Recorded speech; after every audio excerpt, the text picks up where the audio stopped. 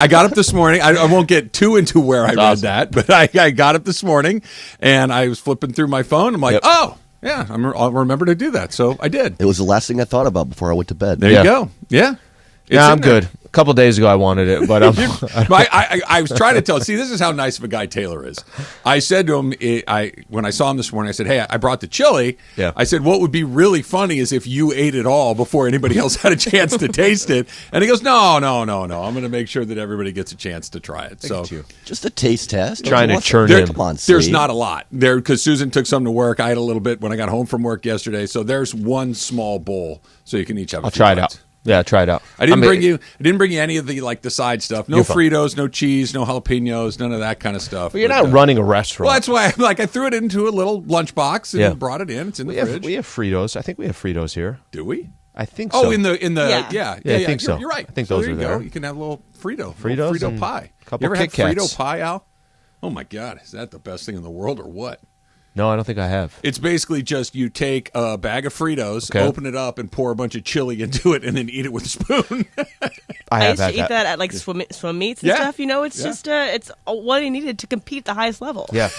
Before you run a half marathon, that's what you're supposed to have. Michael Phelps would eat Frito pie right before he dove into the pool. Wouldn't Michael Phelps have I don't know how much McDonald's. Whole pizzas. Yeah, what would he have? He'd have 12,000 calories a day. That seems like even for somebody that likes to go aggressive occasionally, that's like quadruple the amount that's aggressive. When I would hear that, I'd be like, oh, then you're fine now. No. He would also burn 63,000 calories in the process. Well, imagine swimming as fast as you can for 12 hours a day. It seems like a lot of work.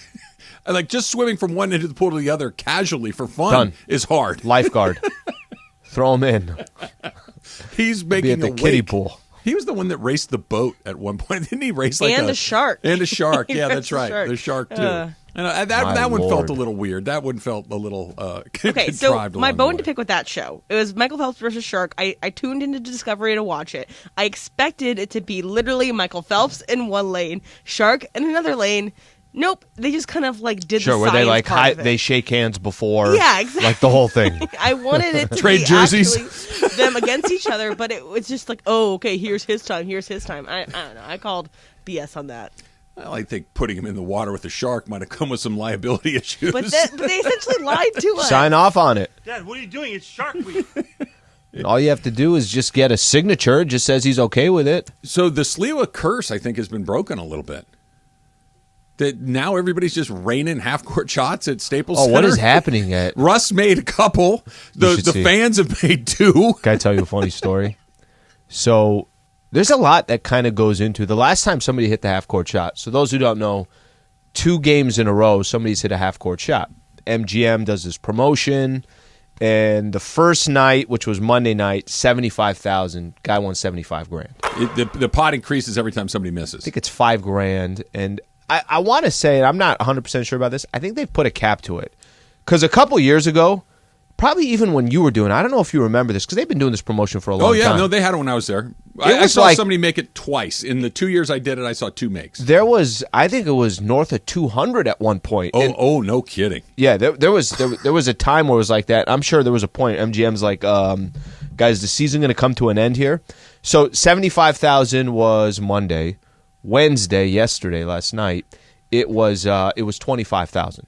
So that's the minimum. I think it's the minimum. It got reset, and then it starts building its way back up. Okay, it's kind of funny. So there's, believe it or not, there's kind of some coordination here. If the shot goes in, you got Ireland, who is in the past they've always got the winner up. They brought the winner up, right? They had the kid that made the $75,000 shot, right? Had him come up, yeah. And they had Michael and John Todd. It's actually a really cool moment. Where are you from? Tell us this. What are you going to do with the money? All that stuff. Spend it. So Funches, since he's been doing, producing the Laker broadcasts, nobody's hit that shot yet. So Monday was the first time it's happened, and then Funches like, well, how do I do? Yeah, how do I get the guy? So it's kind of funny. After Monday night, Funches was telling me, he's like, man, it was kind of trying to figure this out, coordinate it. This guy's got to come up. Spectrum's probably going to try to get him to, all that stuff. And then 48 hours later, same thing happens again. He's like, what the? How does this happen 2 games in a row? It's pretty funny. I'm like watching it all unfold. I could just see everybody frantically, no way somebody just hit it 2 days in a row. Russ hit one at the end of the first half from the half-court line. Russ hit a 3-pointer at the end of the first half, and then he hit almost a half-court shot at the end of the third quarter. It was the end of the third quarter. That's what it was. So Russ hits his, and then that guy comes out, and it's a half-court they do shot. it at the start of the fourth quarter, right? Start of the fourth. Yeah. End of the third, start of the fourth. Is there any way that you can get down there and get a shot at it? I'd like to see you walk away with $25K. You know, nice. I have pretended in.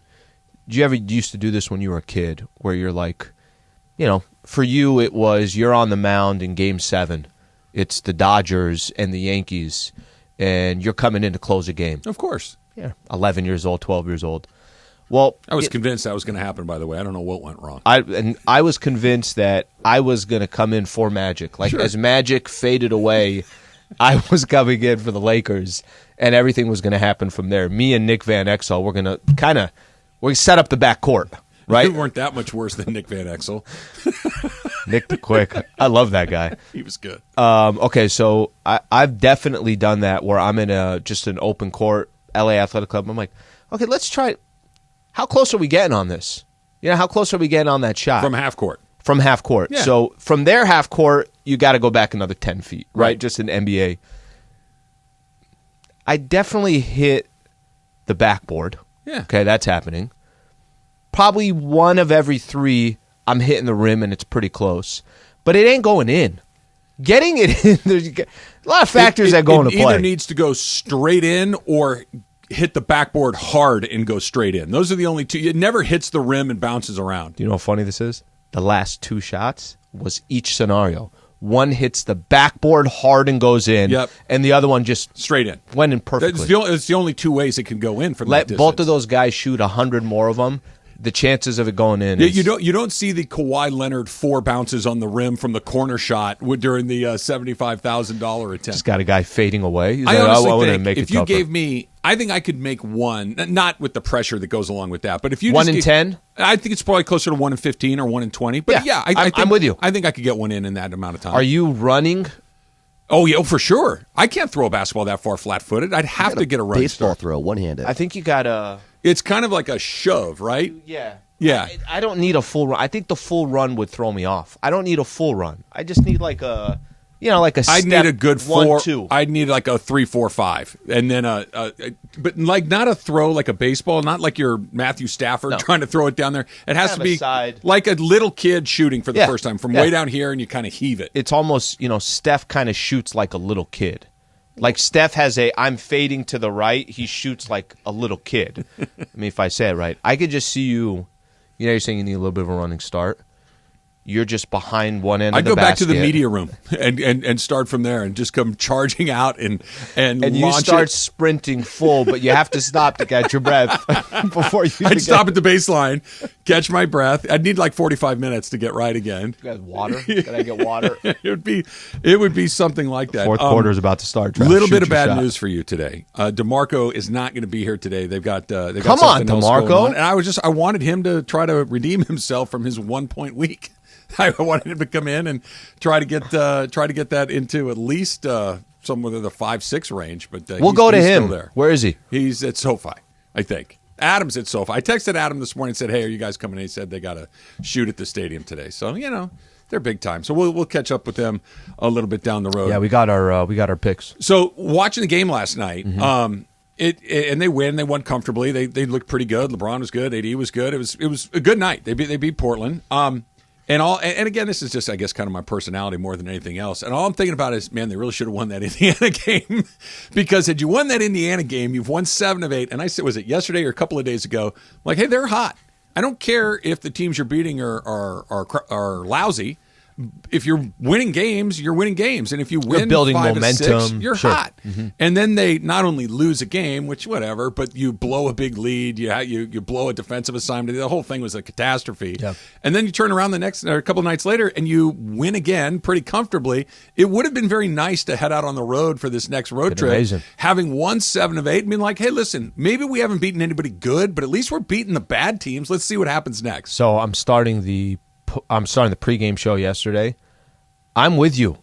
It's like it's time to move on, and I start the pregame show with, well, Lakers blew that lead against Indiana Pacers. And it wasn't just me. I think everybody was still feeling that loss of the Pacers. Postgame show yesterday, AD mentioned it. this is unsolicited, right? Nobody had mentioned the Pacer game. They're talking about the win against the Blazers. Yeah. He mentions it. Bron mentioned how tough it was yesterday, as in Tuesday, having to kind of all get together because of that loss. So it's not just you. And I think there's a lot of people that are saying to themselves, why does 9-11 feel so much different than 8-12? It really feels does. It really does. Feels so. And yesterday was the quarter mark. You're 25% done with the season. Yeah. And you and I have kind of we've Can I be honest? held that as a barometer. That 8-12 at the quarter mark is not good, but it's better than I thought it was going to be. Oh, when they were 2-10. I'm not even talking about when they were 2-10. I'm talking about when they were 0-0. I did not think that they would be 8-12 through 20 games. I thought that they would win 5 or 6 games. I did not think that they'd win 8, and that they could have won 9 or so. Mm-hmm. I'm confused. I'll be honest. I'm a little conflicted on what I think this team is. I still don't think they're good, like beat somebody in the playoffs good. Yeah. But they might be good enough to get into that play-in. They might be good enough to sneak in and get into a playoff series. And I don't know what that means exactly as far as like Laker, what the Laker bar is championship or whatever. But considering where it started, it's better than I thought it would be. I guess that's the best way to put it. I thought it would be terrible, and it's merely just not very good. All right, during this holiday season, ESPNLA and Subaru are partnering with the Folds of Honor Foundation for our inaugural Long Drive-a-thon event. Proceeds raised will provide scholarships to families of Americans fallen or disabled military and first responders. The event is taking place on Friday, December 9th at Black Gold Golf Club in Yorba Linda. If you'd like to participate and purchase a green fee, go to blackgoldgolf.com. That's blackgoldgolf.com. Love, it's what makes Subaru. Just to play off of what you just said, it's funny because, and we could do this, coming up, the schedule that the Lakers have, 8-12, and you're saying that, that Laker bar, that barometer of like, you and I can be more than realistic and just understand the predicament the Lakers are in and understand the Western Conference and everything else. I want to just show you what their quality wins have been this year and who they got coming up as well, because I think we're going to find out if what you were talking about before the season and what these next 2 weeks are going to look like for the Lakers. So we do that coming up next. Travis and Sliwa Show, 710 ESPN. Hey, Laker fans, John Ireland here. Have you downloaded the new ESPNLA app? You got to get this thing. It's great. You can get Travis and Sliwa, Mason and Ireland, Sedano and Cap, and all of our Lakers talk with Slee right in the palm of your hand. You're just one tap away from everything Lakers. You could even win Lakers tickets. React to the Lakers on ESPNLA app. Download the new ESPNLA app in the App Store or on Google Play.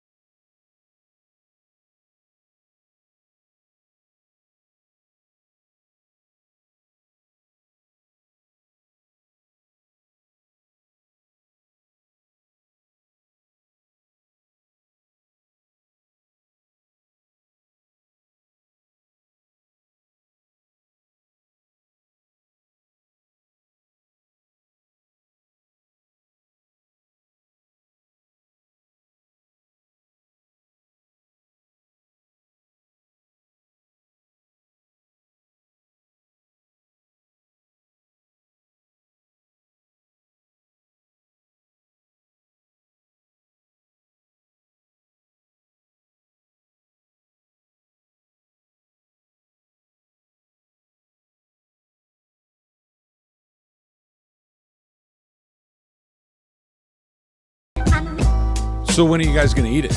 I brought in the chili. You got Taylor sent me the text this morning. Bring it in. What are we talking about? I think after 11. 11, yeah. Yeah, after 11. An appropriate time to eat chili. Right. I think it's fair. I think chili's not really a breakfast food typically. I don't want people to look at it as different today on the stream. You know what I mean? That it's 10:17 and I have chili stains on my shirt. I don't want that. You can have a napkin. You don't have to use your hands to eat it. Yeah, I know, but it splashes. It could splash and things can happen. And now I'm kind of interested to see him eat chili.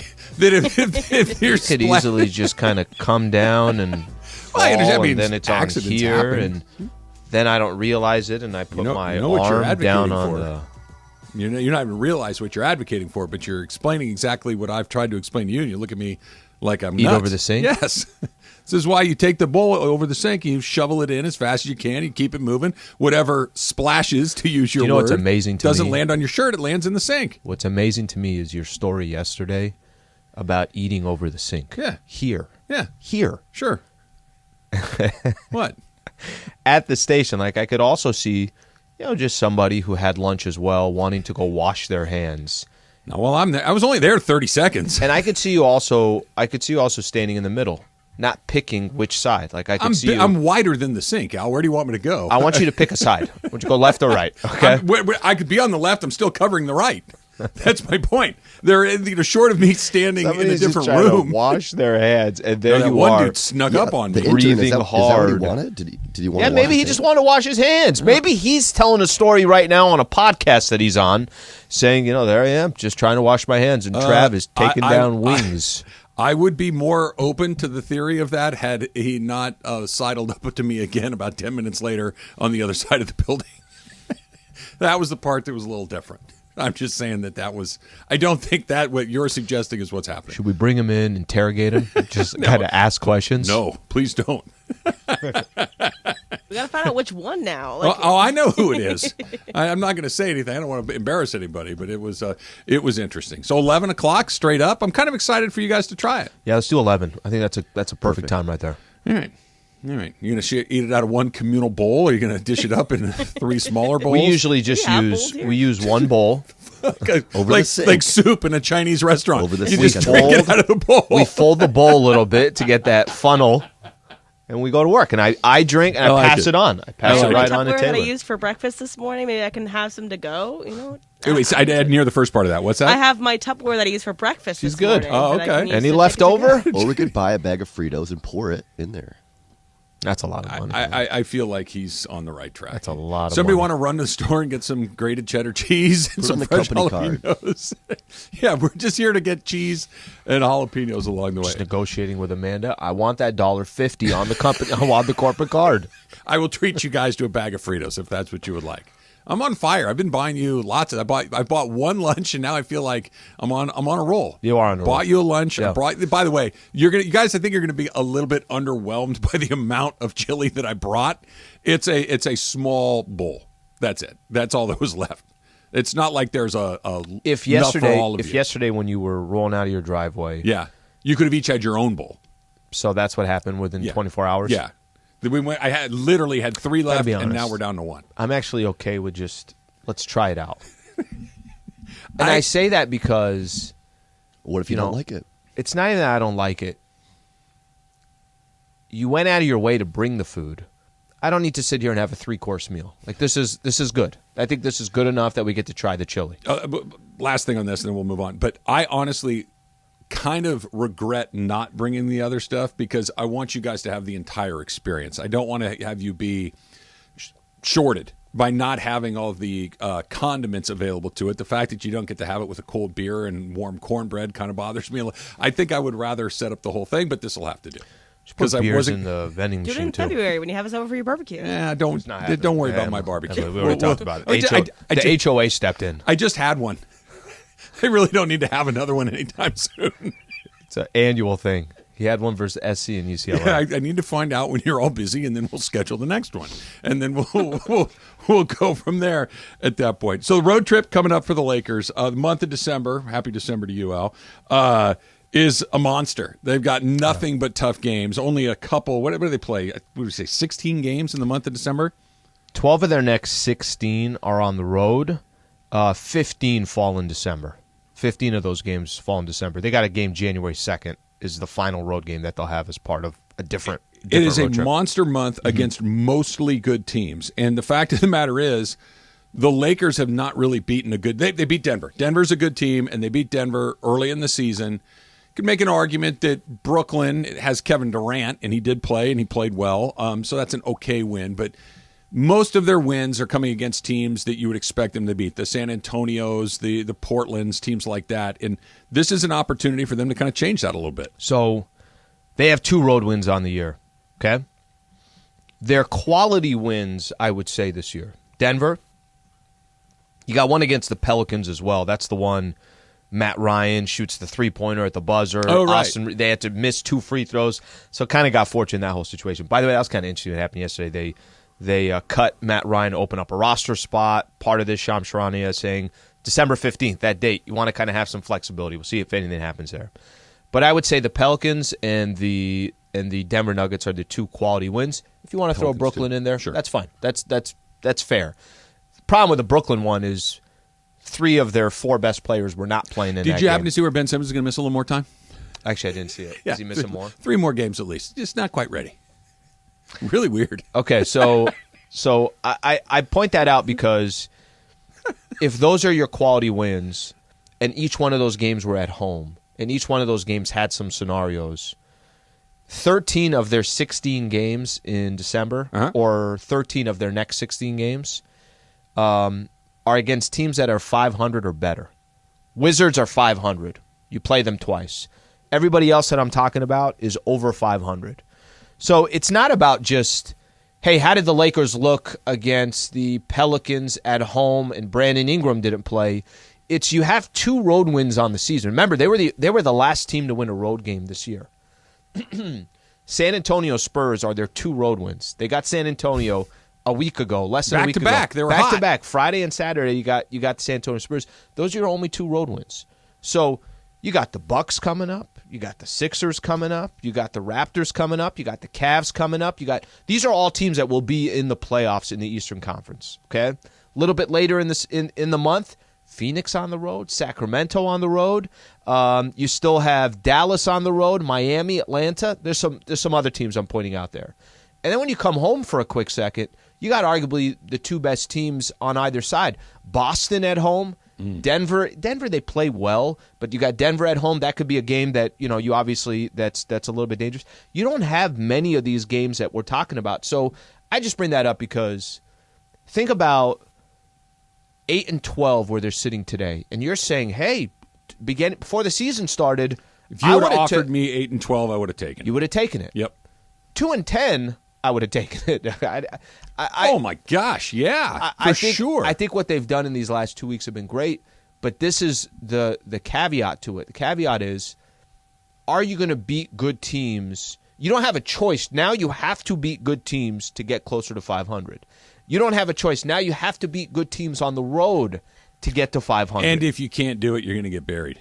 This month is so daunting that if you have the 16 games this month, let's say you win if you 4 of them. If I told you right now, you went 8-8. Oh, you're catching it in a heartbeat, right? Of course. Okay, easy. If they went 6-10, are you Sign taking me it? up, 100%. Let's just play that. You won 6, you lost 10 over these next 16 now games. Now you're 8 games under 500. 8 games below 500. Yeah. Well, I think that's what they are. I think that's about what they are. Listen, and you might be completely right. And I'm not here to argue that. Why would I argue that? Yeah. They are 8-12 through 20 games. They're 4 games below 500. Add another X amount of games, you're on pace to be 8 games below 500, or whatever the case is. Well, they're 4 games under 500, having played not this schedule. Yeah. So it's one of those things. Like if you're playing against competition that was similar to this, you went 8-12, you would expect 8-12-ish over the next 20. This isn't. You went 8-12 against a team that you probably should have been a little bit, maybe closer to 500 than 8, maybe 9, maybe somewhere in there. Yeah. Now this is a group of teams that is far more competitive, far deeper, and you're on the road. You know what's so unique about these games too?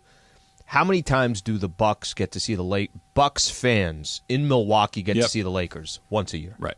Every one of these games when you go on the East Coast, this is a lot of these. Washington is incredibly excited to see the Lakers in Washington. That crowd's going to get up. Like there is this. I'm only going to face this squad once. I get it, and I'm not saying it's not, but the Lakers when they're the Lakers, 100% agree with you. The Lakers when they're this, which is inconsistent. Still got LeBron and AD. They do, and so that's why it's draw. not zero. But you have LeBron James. I don't know. You're going to get the guy you got last night? Great. You're going to get the guy you got against Indiana? I don't know. Right? You don't quite understand what you're going to get with him. I'm just saying that this is not you're looking at a team that may win a championship. I get it. You're looking at a team that's Kobe probably going Shaq, to finish under 500. who are on pace to win 60 games for the year. Yeah. How dumb did I look over these last couple of days? Going after Braun, and then he just... When did you go after him? These last couple of days. What'd you say? Just listen, this needs to be AD's team. AD's got to take That's more like shots in the going after him. fourth quarter. That's obvious. But my point is that then he goes, look, this is going to be the interesting balance. By the way, why did you look dumb? That's it, Al. That's a very right there in front of you. That's entirely true. I'll tell you why. And one good game does not change the way that this thing goes. I'll tell you why. That it's an interesting. This is going to be part of the. Can Braun accept everything's got to go through AD? No, because you're going to have games like yesterday where he's walking away saying, "I shot 60-something%." You from need to the pay field. more attention to what I say because I told you, I've been telling you all that this is what he is. You're going to have nights where he is LeBron James. And what I mean by that is the very best version of dude. That's LeBron James. You're going to get that kind of regularly. You're also going to get nights where it's like, dude, what's going on over there? You're going to get them both. And he's 20 years in. What did we do? Nearly 24 seasons worth of NBA basketball. 3.5 additional seasons of playoff games. Of course he's going to be all over the map at this point in his career. I don't think that's going at him. I think that's just watching what you've seen and saying, yeah, he's not that giving you an A+ every day. He's going to give you some A's. He's going to give you some C's. They came off the loss against the Indiana Pacers, and we obviously broke that down to what happened in the fourth quarter. How come Braun took this many shots? How come this? How come that? We can talk a little bit about this, but the reason why I set it up that way, I pay attention to Braun's going to have nights like last night. Sure, that's going to make him walk into Milwaukee tomorrow and say, I'm taking 25 shots. Where I have the mind frame of let AD eat first. At this stage, let AD eat first. It is so difficult to change how you see the world. It takes a long and for most of us, we never get there, right? And imagine being LeBron James. And imagine having played basketball the way that he has for as long as he has. It's not just going to one night. You know what? I think I lost it. I just think I'll give it to him. No, of course not. It's going to take months, years, maybe never. It's 6 of 8 from the 3-point line, 12 of 18 He was from the great. field. Yeah, he was great. And I'm not surprised. If he goes, when do they play next? They play Friday night? Tomorrow. If he went out on Friday night and was not very good, I'd be like, yep, that's okay. I don't know. That's where we are with him. I don't know. That's fine. It's not disrespectful. It's just, I don't know. Last night, not surprised. Indiana game, not that surprised. And that's just where we're going to be going forward. I am surprised about this. Yeah. I think I love the new college football playoff format that got approved this morning. I thought I would really dislike it. That surprises me. You're not a open up the playoff field. Not where you're literally tripling it in one fell swoop. And I looked at him like, this might be a really good idea. That's coming up next. It's Trav and Slee, 710 ESPN.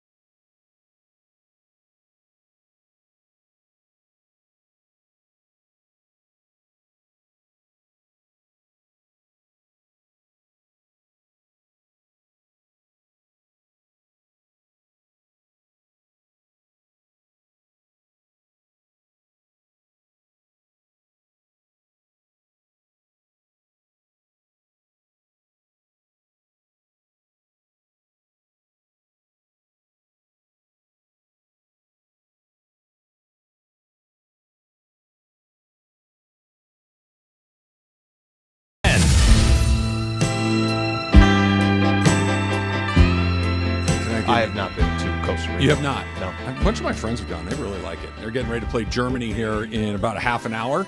Do we have like super high stakes going on today? Do we know? So, I'm a Germany fan, for one. I'm excited for this Only way game. Mexico gets in is if Costa Rica loses 5-0. You're right.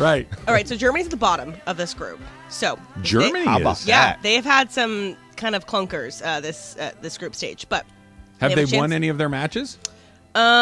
They have a draw, and I don't know off the top of my They head. lost to Japan. I know Yes, that. they lost to Japan. They had Yeah. a draw, I think, in the other game. So if Germany wins and Spain wins, Germany advances. Okay. So if Japan wins, Germany's kind of effed. SOL. Yes. And so, and if there's a draw from Japan and Spain, then Germany could advance. So it's you're telling me there's a chance? Germany needs to win. This, Yes. Yeah? Yes. Okay. Yes. As long as you're good. Yep. Like, and not that Emily's information wasn't accurate. No, it's But it was all these scenarios. You and I looked at each other like, yeah, I'm lost. I'm out. Just they'll let me know in like 3 hours from now. We'll know. Yes. Cool. In 3 hours from All now, right, we'll then know. we're good. That's all I need to know. It might not come down to fouls or I goal thought it's the differential. same thing. I looked at you. I'm like, you following this? You're looking at me like, are you following this? I just know. Like, I need them I to don't know. write. Easiest way. I need them to write on the bottom. Forget the ticker. Forget other scores. I need them to say exactly what needs to happen. Simplify it. Couple bullet points, and you know what keep it should that be? right there at the bottom. I'm being 100% serious when I say this. I'm putting on my TV producer hat for a minute. It should literally have like a graphic. I don't know what you want to do, like a green button or whatever. Okay. Where as of this moment you're in. Red, as Yeah. of this moment you're out, and white is you're still kind of. There are a million Either different way, things that could yeah. happen, and then it changes. Is if somebody scores, okay, now you're in. Somebody on the other game scores, now you're out. That would, for somebody like me who barely understands what's going on, that would be very useful. I need a FIFA official at my house. How much money you got? They'll come. You just got to pay them. $60. Maybe. We're in the ballpark. You never know. I bet you if you could get it up to 65, they'd at least take your call. Will you take them to that restaurant where they don't know your name? Give them a free slice and a glass of wine? FIFA would do the World Cup at local AYSOs if the price was right. They're doing it in a country the size of Connecticut where it's 100 million degrees in the middle of the summer. So I No think problem. we've Makes established sense. that. No problem. December 1st today. Right, We but just adjust. it'd be like if you played the World Series on Christmas. Just We got close to that this year. In Milwaukee. we did get pretty close to it. You're right about Also, that. in the break, completely surprised that I'm the only one that accepted a donut. I mean, I think that you guys let me down a little bit, Travis. I don't and like Taylor. donuts. I just Come on. it's not really my thing. Taylor. Slee, you missed out. There were donuts being passed around. You know what this is? This is the equivalent of me yesterday going to the bathroom, and then everybody started Tiffany had a scoring. big box of donuts. Everybody started scoring. You should have seen the looks on her. She opens the door and very Yeah. nicely and generously says, "Hey, Trav, do you want a donut?" And I said, "No, thanks. I'm not really a huge." She donut dropped guy." the donut and box. she's like, I've got chili on my mind. "What?" Yeah, we're going to do chili. You know what you should do? Get one of those like caulking gun kind of things and fill your donut with chili. I think I'll pass. Chili is that that's lemon filled, that's chocolate filled, and that one's chili filled. It's jammed stew. again, the kidney bean. A chunk of turkeys in the spout. That sounds so disgusting. You brought it up. Now I don't I even didn't want to bring eat it my up. own chili. That's a bad deal. I'm not going to lie. I'm a little nervous for you guys to taste it. I am. I think you're going to like it, but you never know. Everybody's The way you palate's a little described it different. sounds good. Everybody's palate's a little different. All right, so the Rose Bowl basically said, "Okay, we'll do it." Yeah. That was the last. How about them cornering the Rose Bowl? Yeah. Hey, well, you're just not going to be a part of our Yeah, you next- want to be a part of this or not? Yeah, just And and yeah. by the way, we're giving you a deadline of Wednesday Yeah. at noon. Yeah, and it worked. They're like they, that. They got what they wanted. That should be no problem. The Rose Bowl had a little bit of juice because if you're going to have the college football playoffs Sure. and the Rose Bowl's not a part of it, that would be kind of awkward. But at least for the time you're being. right. It would be awkward, but that's more on the Rose Bowl to be a part of it than Yeah. the college football to. They needed each other. Yeah. It was mutually Come join the beneficial. party. For sure. And they did, and they're going to, and it's going to work out. And we talked about this yesterday. I really am. I know that this is kind of a weird way to look at it, but I really like the fact that college football is the only sport whose regular season is super important. Mm-hmm. Major League Baseball, the NFL, NBA, hockey, like the regular season, there are very few games that are super Yep. competitive and interesting and riveting because the result matters. right? And they're all going the other way too, right? Major League Baseball just expanded to 12. The NFL expanded. NBA decided if you're 10 games below 500, you still have a chance to get in the playoffs. We'll just add a playoff tournament or a the NFL play-in. added a seventh team in each conference. It's getting bigger, not smaller. And I like the fact that SC playing Oregon or Utah in the middle of the season, it could have repercussions that matter in December. And it was interesting to me. And I didn't like the idea of all of a sudden you're going to let everybody in or 12 teams in. It seemed like way too much. And then you look at what they did, and I think it's really smart. It's the it's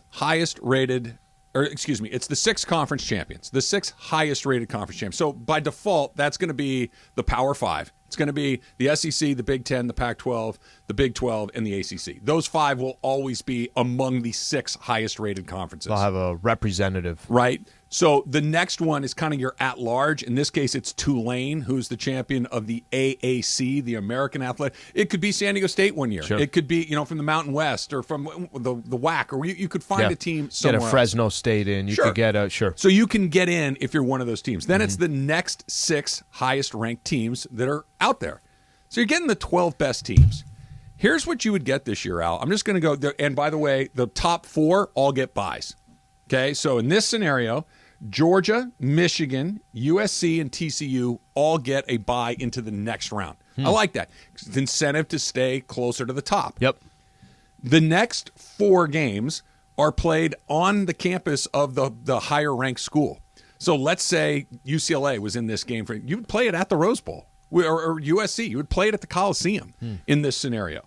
So you're getting a 1-game playoff at home. At home to get into the next round to go into the final 8, that would be. Okay.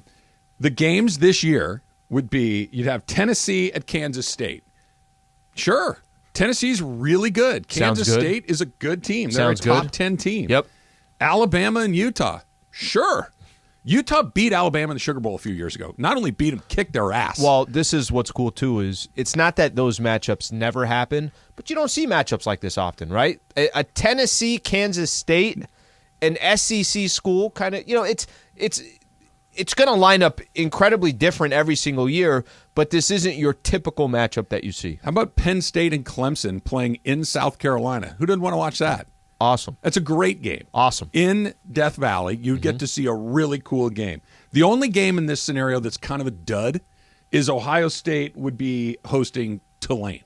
That feels like a 7-touchdown runaway. It's one game.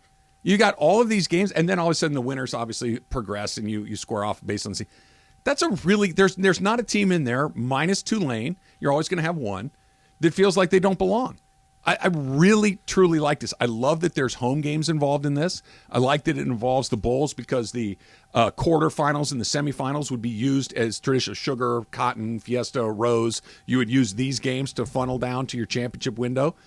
I don't really see a huge problem with this other than occasionally you're going to get a Tulane and, with all due respect, a San Diego State into the mix of this thing that probably don't have a chance to beat somebody. So... And by the way, which is also incredibly amazing that even a school like that can be a part of the mix. For sure. Right? And then now that's the underdog that's going up against the Goliath, So imagine if they do, right? Imagine if San Diego State beat Ohio State. I don't know insanity, right? Yeah, you can't even comprehend something like that. But I will say this. I think I'm a fan of, and I've said this before, I think college football is different. But I think the more teams that have a chance to make a playoff, you just get more excitement all across the board. That's why I was a fan. That's why I was a fan of baseball. But look, this is the difference. I'm going to use baseball as an example. 10 to 12. I wanted 14. Okay, they got 12. 12 teams are in. Let's see how that works. Let's see how that happens. The reason why I was a fan of it is because you can have, outside of teams that locked up their division or whatever the case is, there's a few cities competing there all the way to the end. Whether that was the Brewers, Phillies, and Padres, it just expanded it just a little bit. I don't know how many additional games are going to be played because of this college football playoff, but it sounds like a lot more additional games. They are going to give those top 4 a bye, so that there is that incentive. I think it's fascinating. I think it's great. I'm all in for something like this. Even the college football playoff, the way it's set up today, I didn't need 12. I think 12 seems like a lot. 8 would have been the right number for me, and this is somebody who's a proponent of expanding it. But I think if you got 8, you just got no bye and you get right into it. 1 goes 8, 2 goes 7. You get kind of right into that next round. The problem with the expansion is that the Ohio State-Michigan game that you had last week all of a sudden doesn't really matter all that much. You're playing for a bye as opposed to getting into the tournament. You're both in. SC and Utah this week on Friday night, they're both in, right? And under this, they're both in. That it doesn't really matter. It matters in the sense that maybe USC gets a bye. I think the bye is important. It's not unimportant now, but it's not nearly as important as in or out. Yeah, no, it's not do or die. Right. You're in either that's way. what makes it fun. And the more you add, the less important regular season games. When do we expand to 24? I still like 6 the I like best. 8. By the way, you said the 6 yesterday. I think 6 I is wasn't the best. against that. I Hey, think 6 top is the 2, best. they get the bye. Yep. You guys Those play it 4 off. play and then go. Come on in and we'll go from there. But the road to the national championship would mean a lot more. You know, it might be like a 5 seed gets to the end. I think that's going to be the interesting part. You know, every year we always get one blowout. I don't disagree with that, Em. The 5 seed, maybe occasionally a 6, but the chances of getting that 10, 11, 12, it's very, very low. And for what, right? These games this year are really interesting to me, but I don't know if you're going to get that every year. The only thing that could happen, that 10, 11, 12, it's a 3-loss SEC school that's like, we can hang with anybody. We just got to get into the thing. There's going to be certain like conferences. Tennessee. There's going to be certain conferences that are saying to themselves, we just got to get in. Once we're in, we'll figure it out. This happens in the NFL every year. That there's someone that goes farther Yeah, than we but anticipate. that doesn't work for me because the gap between a good college football team and a mediocre one is massive. But you're also not going to be shocked if, I'm going to use Tennessee as that example, right? A team in the SEC that goes on a run, that wouldn't be shocking. That's different. That's more like what she was saying. Tennessee is light years better than Tulane. Light years better. It's not even close. Who's the worst team in the league? The Texans and the Chiefs? It's this close. The Chiefs are a lot better, but they have it's nothing but NFL players. Tulane doesn't have they don't have 12 NFL players on the team. Tennessee does. Just don't understand the disrespect towards Tulane. Because the Green Wave. It's a good school. Smart kids. Like, you got to be smart to go to Tulane. Let Vandy in. Let Northwestern in. By the way, the fact that we just played out the scenario and that Tulane would have made it this year, impossible. They're ever going to be in the mix down the They're road. probably like, can we just start this weekend? Can we just get this thing going? Hey, did you see? Coming up next, it's Travis Slee, 710.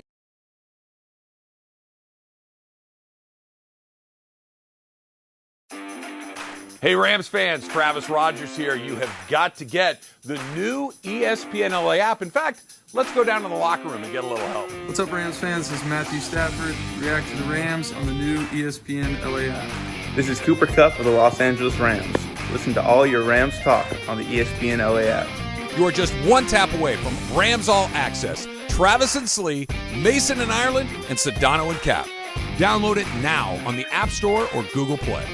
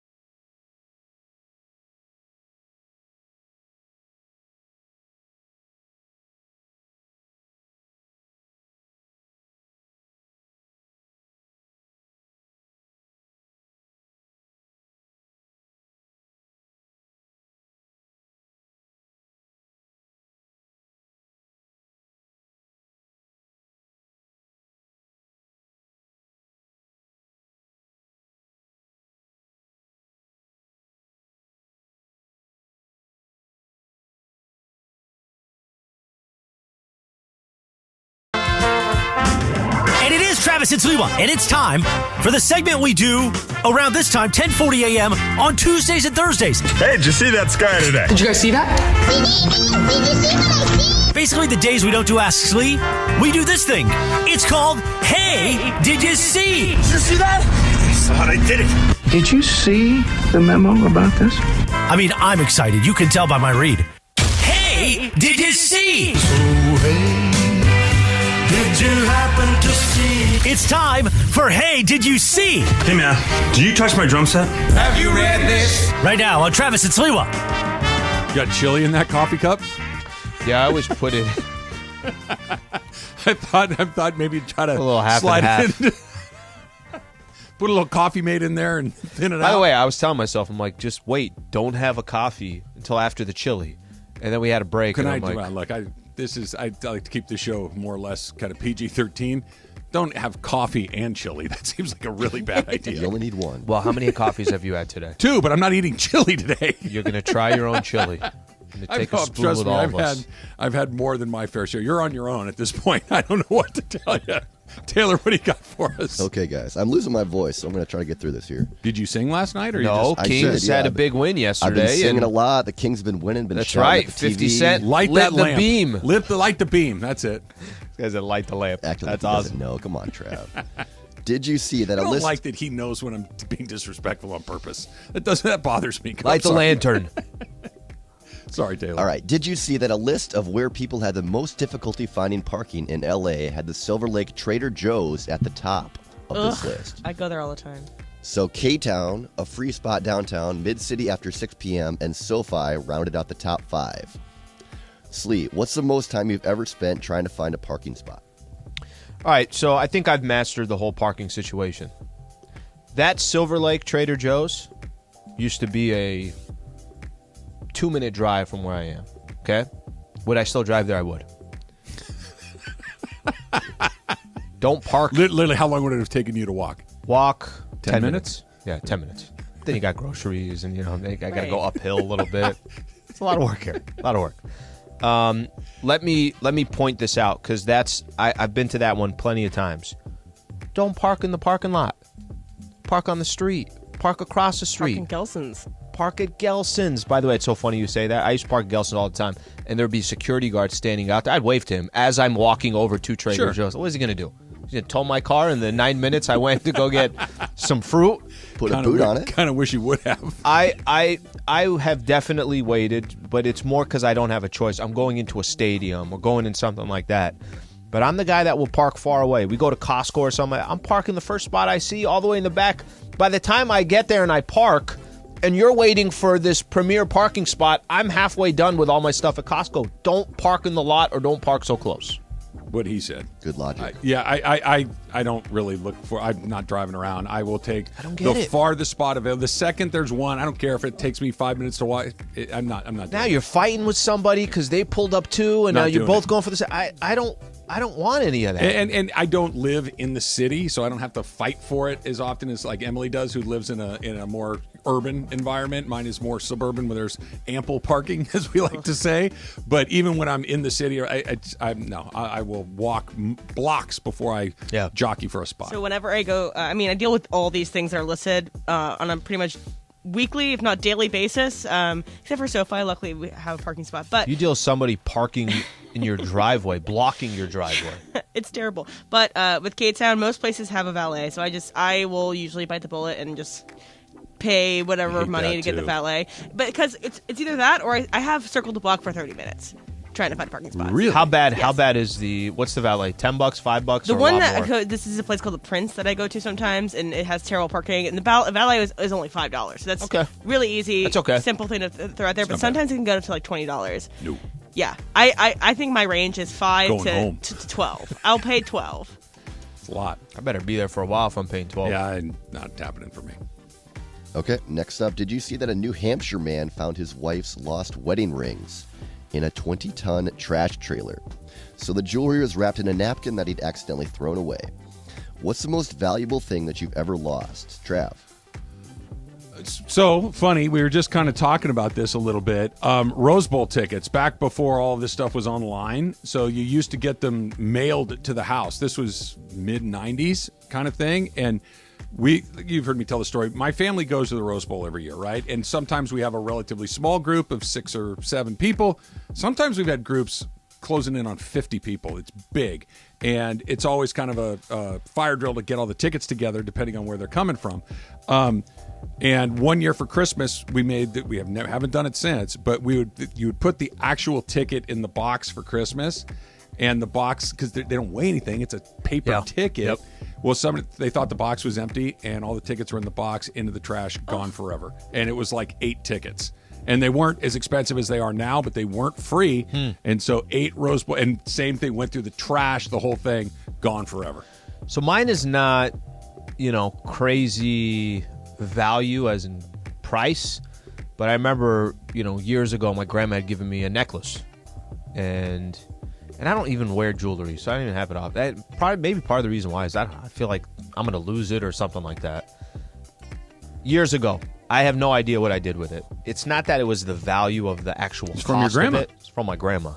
So that to me is much more, that there's a much bigger cost in that than if it was actually X amount of dollars. A Rolex, yeah. 100%. And I'm not, I don't know, I'm assuming you don't really wear much jewelry or anything like that. That's it. I honestly don't think, I also just don't care to wear it, but maybe part of it also has to do with I'm not confident in myself that I'm going to keep it and I'm not going to lose it. Yeah. I have one quick one to add here. So when I was a kid, did either you hear about or did your kids participate in the trend of the Webkins? Do you know what I'm talking about? Yeah, I do. Refresh my memory. We had a moment where those were in the stuffed house. animals where you have a little tag on it, and then you can use that tag to create the little world online. That's so you collect, it. You collect Webkins. Some are rare, some whatever. It's kind of like a Beanie Baby-ish craze. So anyway, I was probably like 9 or 10 years old, and we went to Hilton Head for vacation. And for some reason, my dad got me a Webkins. Thank you, Dad. Was a lovely gift. But then someone threw the tag away, thinking that it wasn't necessary, but that was how you got it online. And I was probably the worst and threw a fit. And my dad went through all the trash to try and find it, and unfortunately, it was never found. So sorry to my dad. This guy went to the dump and found the rings? Yeah, 20-ton trash trailer. 20 tons. Wow. It was in like a bundle of celery. Oh my gosh. I think I'm just going to Zales. Good for him. Sorry, honey, but he threw it out. It was on the counter. No, I mean, I would feel awful, but 20 tons. Go online, just get some on the black market. Found it. Buying boxes of Cracker Jack until I get the fake diamond ring, and here you go, honey. Babe, everything's fine. How quick did you find it? The Rams have the Seahawks this weekend. Not much to play for, and Aaron Rodgers said something interesting that I think relates directly to the Rams. We'll talk about that coming up next. It's Travis Slee, 710 ESPN.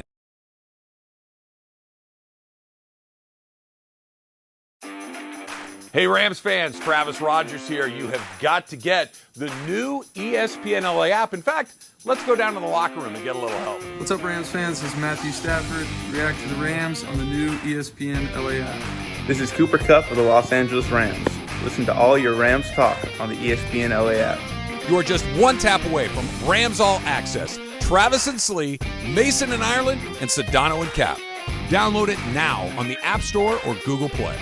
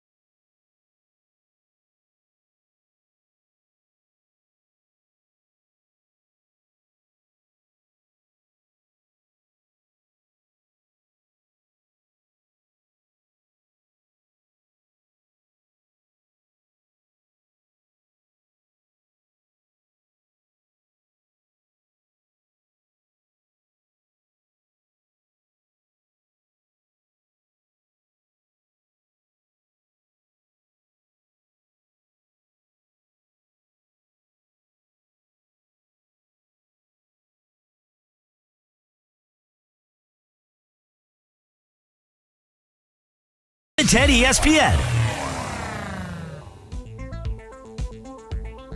Is Emily heating it up? What is she doing? She's going to go grab the chili. Okay. I saw she went to go look for it. I forgot to tell her that it was in my Lululemon bag. As most people transport their chili, they transport it in a Lululemon lunchbox. I wouldn't use a different bag. When I think of you, I think of the Lululemon brand.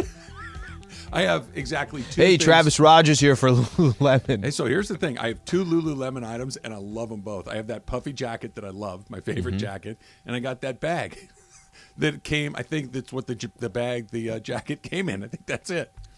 Damn right you do. Yeah, now I use it to transport chili, which I feel is very on brand for me. I think that's exactly the right way to do it. What's in that Lululemon bag? Chili.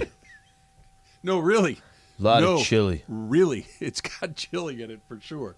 Let's go to Tom in Santa Barbara very quickly. Tom, you're on with Trav and Slee. What's up, Tom?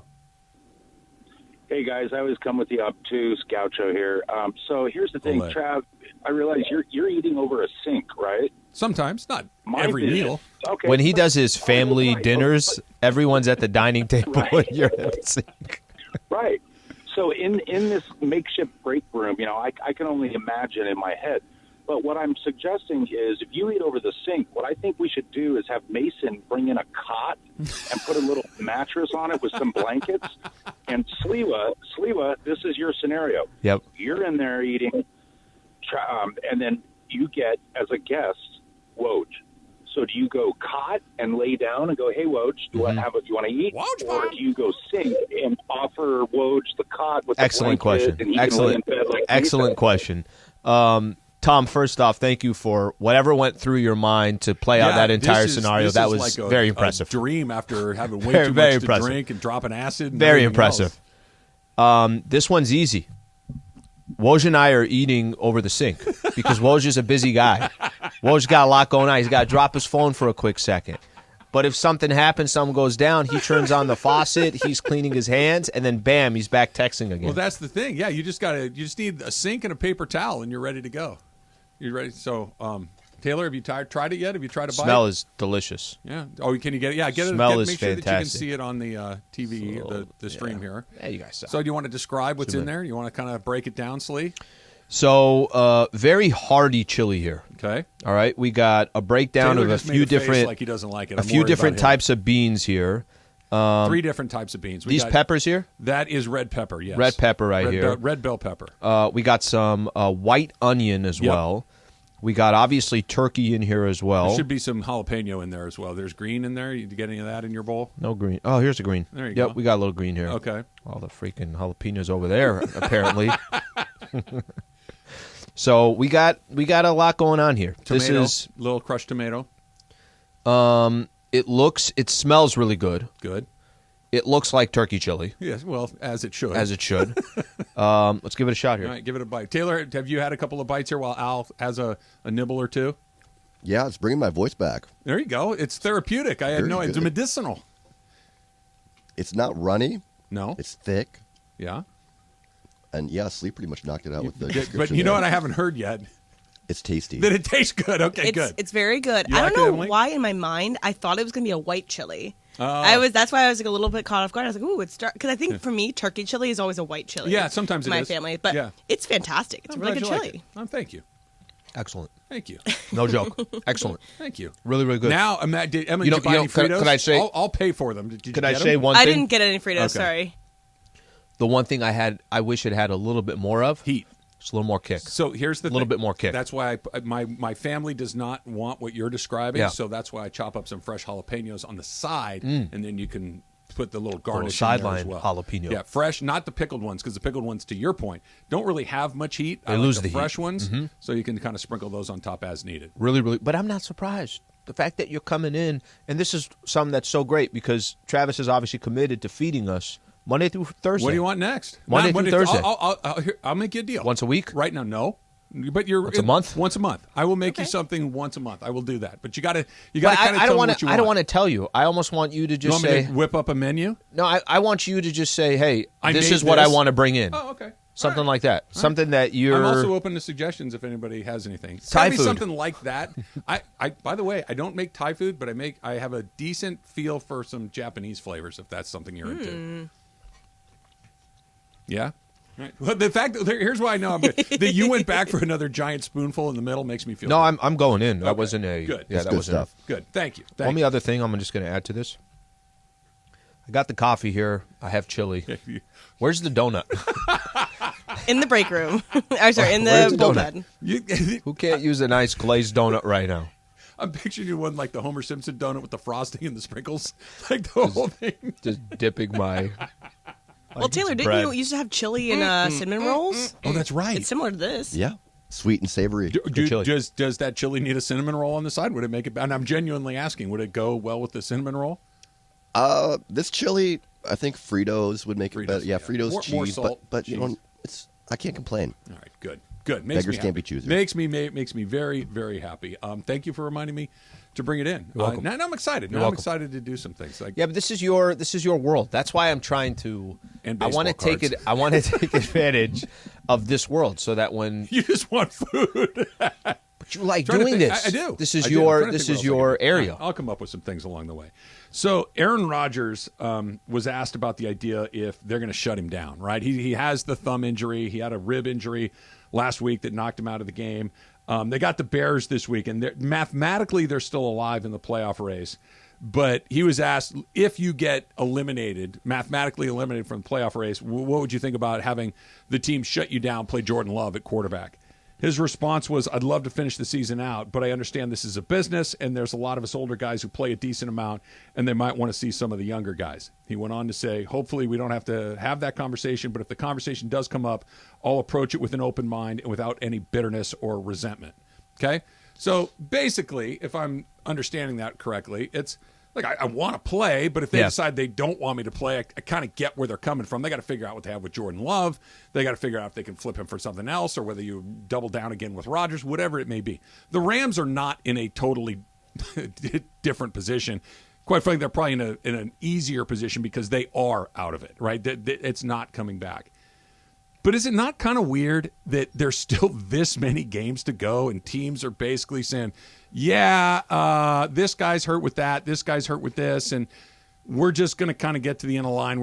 I get why you do it, but as a consumer of professional sports, which are very expensive to attend, it doesn't make you feel great. It makes you feel a certain way about this. That beer's not half off because the team stinks. Yeah. That parking at SoFi isn't half off because the team is bad. It's a weird deal. I don't. To me, it's not really weird. I think there's, I'll use as an example. The Dodgers are really good. They're selling out every game. Now, let's say the Dodgers were 10 games below 500 going into September. And now you start saying, do we really want Mookie Betts in grinding out each one of these games? I'm just using that as an example. Yeah. If Kershaw misses a few starts here in the month of September because the season's over, start looking at next year. And I know that's a hypothetical that doesn't come up often for the Dodgers, but as great as Dodger fans are and as often as that place is filled up, it's going to look different. I think this is part of, what happens in sports, and it comes with the product, that the organization is trying to think of, we have to still use this season to figure out some stuff. The Rams have to figure out some stuff with the games that they have remaining. In a weird way, it is looking towards the future, and it is, paying attention to your product. And you're not wrong on, wait a minute, I got a ticket here. You know who this ticks off all the time, and I get where he's coming from here. When stars miss games, Michael Thompson says, you think Kobe would have missed that game? All right, Michael, I get it. Kobe's a different breed, different DNA. But the game's not the way it was. They're not treating the game the same way they were 10, 15 years ago, okay? There was a game, I think, within the last couple of weeks. The Warriors, I can't remember. They're playing Charlotte, the Pelicans. I don't know who it was. Those franchises seemed like the same to me. There's a franchise. I'm like, it's the same. It's the same franchise. And they sat all their guys. Clay didn't play. Andrew Wiggins didn't play. Steph didn't play. Draymond didn't play. And Michael's like, the one freaking time this fan base gets to see those players they don't play, the Warriors are thinking of the long-term plan. They're thinking, hey, there's 82 games left in the season.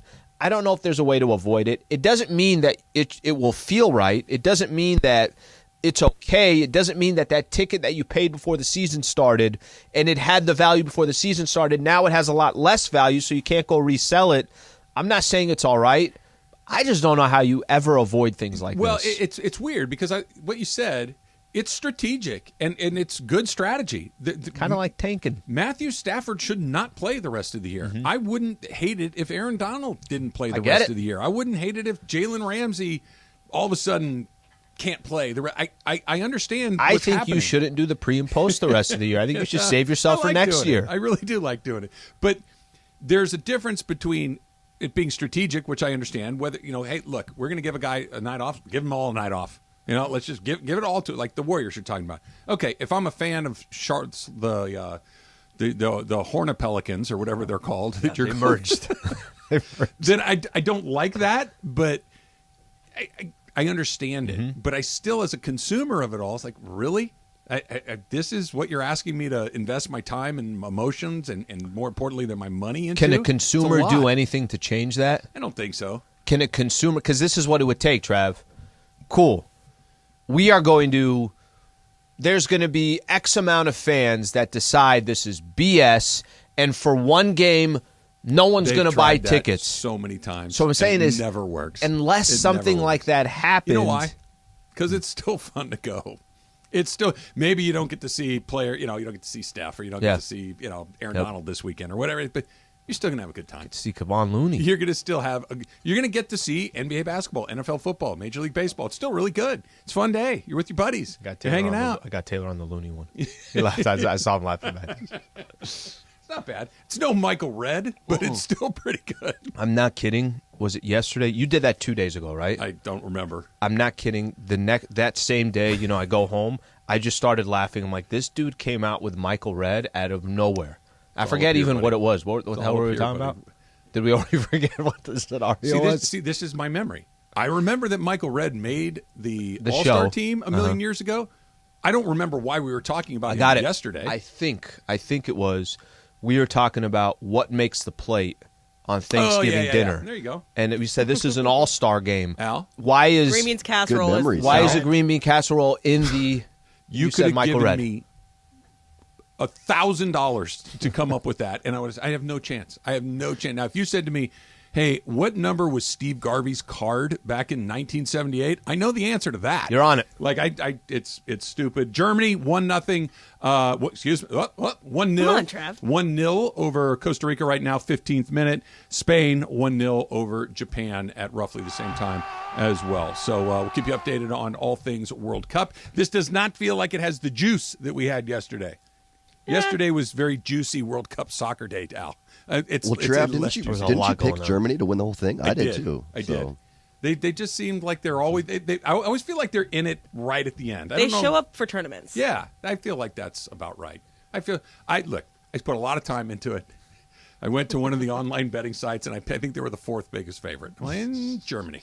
Didn't want to pick Brazil. Too obvious. Well, I gave you my France. I gave you why. They won it last time? No. Henry FIFA 2004. Right. What about Mbappe? He's pretty good. He's all right. No Henry. All right. One of the rumors from last season for the Rams is back again, and it better not be true this time. That's next. Travis Slee, 710.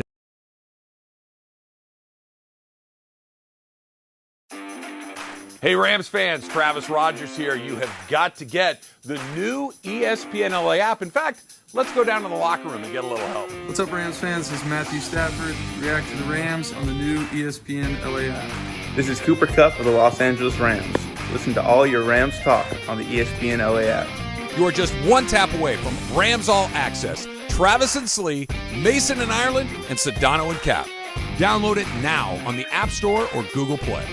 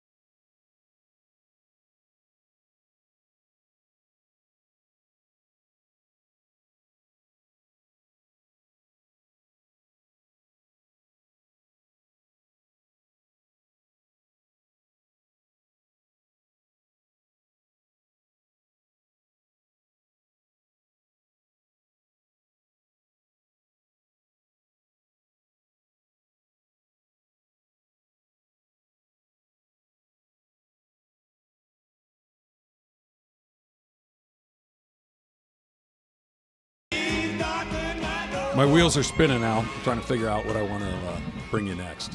I'm excited. You have no pressure. You do as you please. A dish that you create that you say, hey, I think this one would be a good one to bring in. It needs to travel well, though. That's the thing. Tacos? Perhaps.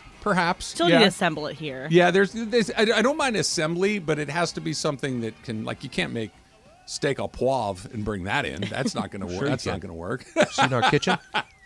Got everything you need. You need it over the sink with your donut and your everything coffee. You need. So chili was good. Really good. We were talking about Trader Joe's and hey, did you see?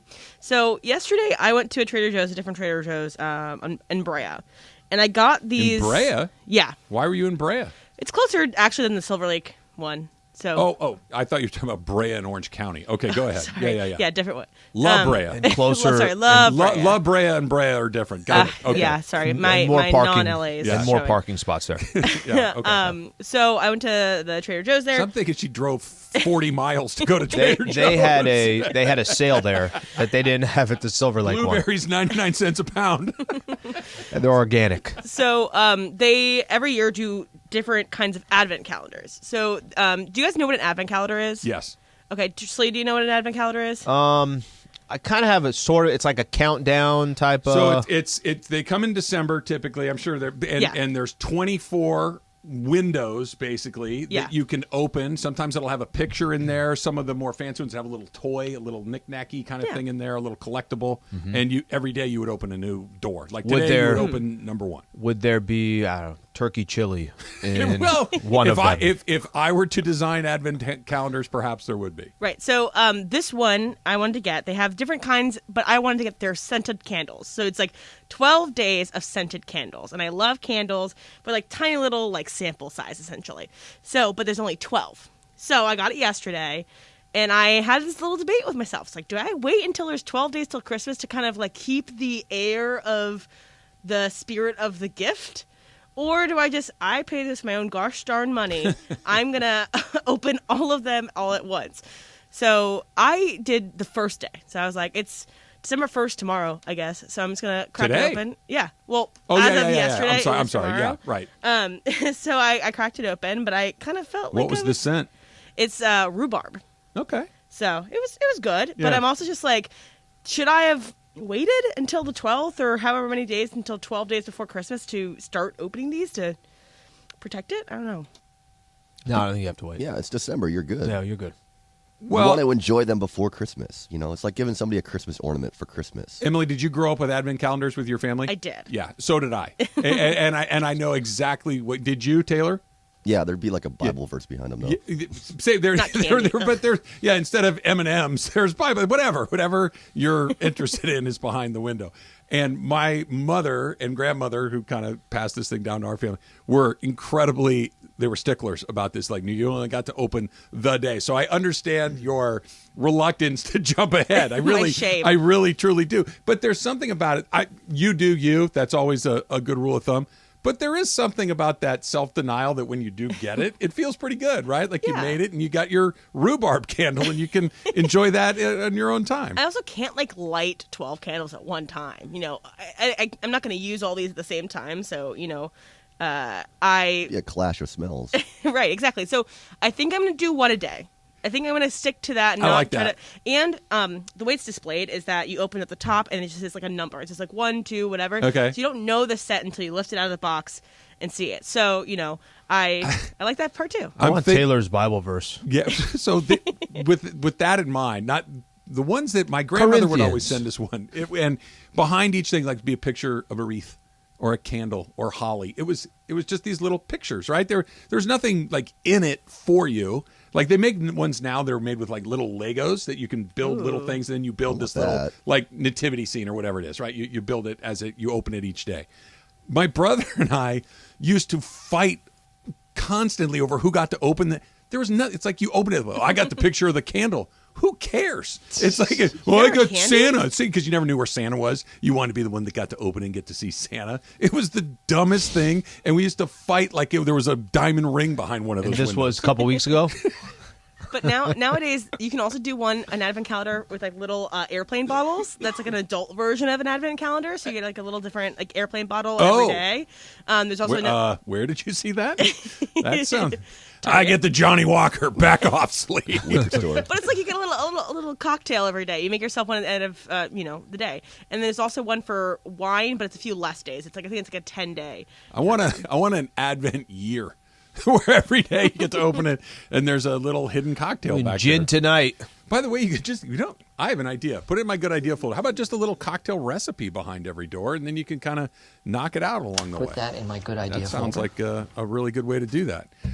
So, Sean McVay, the story last year after they won the Super Bowl was, hey, maybe he's going to go to Amazon. Yeah. Right? They're going to pay him X amount of dollars, and all the crazy numbers that were thrown around there. $115,000 a year. Right. That's what he was going to get. With a 401k. And option to buy stocks at low.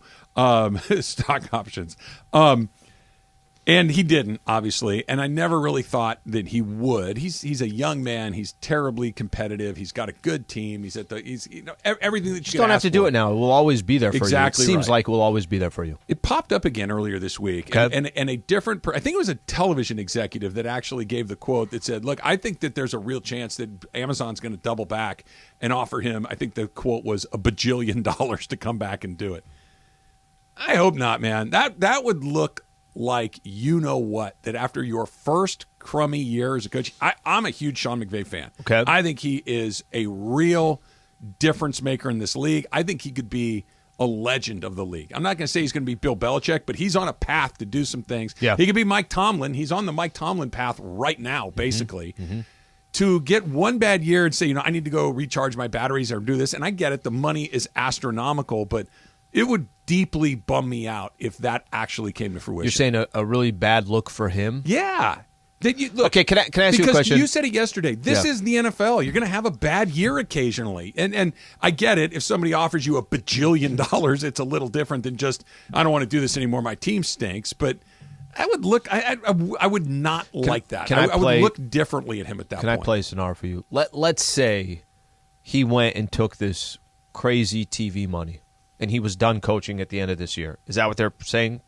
It would be at the end of this year? That's the speculation. Okay, just the speculation, right? And let's say he came out and they said, why would you do this? You've been in the league for as long as you have. You've had this much success. One bad season, and all of a sudden you're folding up shop and you're taking off to go TV. But let's say his quote back was, I may never be offered this amount of money ever again in my life. Yeah. And all I'm really trying to do is just take advantage and make a decision that for the next 5 years, I'm going to call games for Amazon, blah, blah, blah. And then we'll see where my future goes from there. I'm young enough to where I could do this now and then potentially come back to the NFL. Let's see what things look like. It just feels like this is the right thing for me. I've already accomplished this. And guys, go look at how much money they're offering me. I may never... And he was genuine about it. Would you understand where he's coming from? I would understand it. I wouldn't like it. I would understand it. Because there's one part of your scenario that I don't agree with. They'll come back the year after that. Sean McVay could have the year they're having right now, 2-3 years in a row. Sean McVay's still going to be a hot commodity. He's young. He's telegenic. He's really good on TV. He's got a track record that even if he had multiple 5-win seasons in a row, been to the Super Bowl twice in 8 years, right? That's not going anywhere. The money it almost never comes back. It almost always goes up. So yeah, I would think, and I believe this to be true. I don't even think that this is a real thing. I think in a weird way, I think this is a good thing for him as a coach and a good way to kind of recharge your batteries. To kind of come back and say, all right, that sucked. How do we fix that? Where do we go from here? What do I do differently? How do I deal with my staff? How do I deal with my players? How do we deal with the draft? To kind of re-energize that. I hated going 3-14. That was terrible. I don't ever want to do that again. Whereas if you win the Super Bowl and walk off, it's like, yeah, okay, that's cool. It's just what I do. And I think that would re-energize him to come back. Yeah. Now, $1 bajillion changes everything. We were talking about that, the Taylor Swift tickets, right? That at some point, everybody's got their price for whatever it is. Yeah. And maybe $1 bajillion is his price. Except but Emily. I would, except for you, for sure. There's a price. Of course there is. That I really would. I would be like, really now? One bad year and I get a bajillion dollars isn't going anywhere. It's always going to be there. I love that word. That's the quote. I literally think it was a bajillion. I get where you're coming from, and I would also understand where he's coming from. I'm with you. I understand it, but I don't like it. I'm with you when, it gets tough, and then all of a sudden you're out of there. And it is, hey, here's a taste of the real NFL. If he were 50, I'd be curious about that number. If he were 50, let's say he got his first ever coaching job at 48 years old, and the same thing. Now you're 53. What if they just start all of a sudden rebuilding? What if all of a sudden that window was closed? What if all of a sudden, hey guys, look, we got the best out of what we got. We don't really have that many draft picks coming up. I get it. And if it's 3 or 4 years of that, and then you're like, I got to go do something else. Sure, can't be once. It can't be you strike out. You hit 4 home runs in your first 10 at-bats. You finally strike out and you say, I quit. It can't be that. I'll tell you this. If he did do it, every coaching job he wants will always be there for him. Of course it will.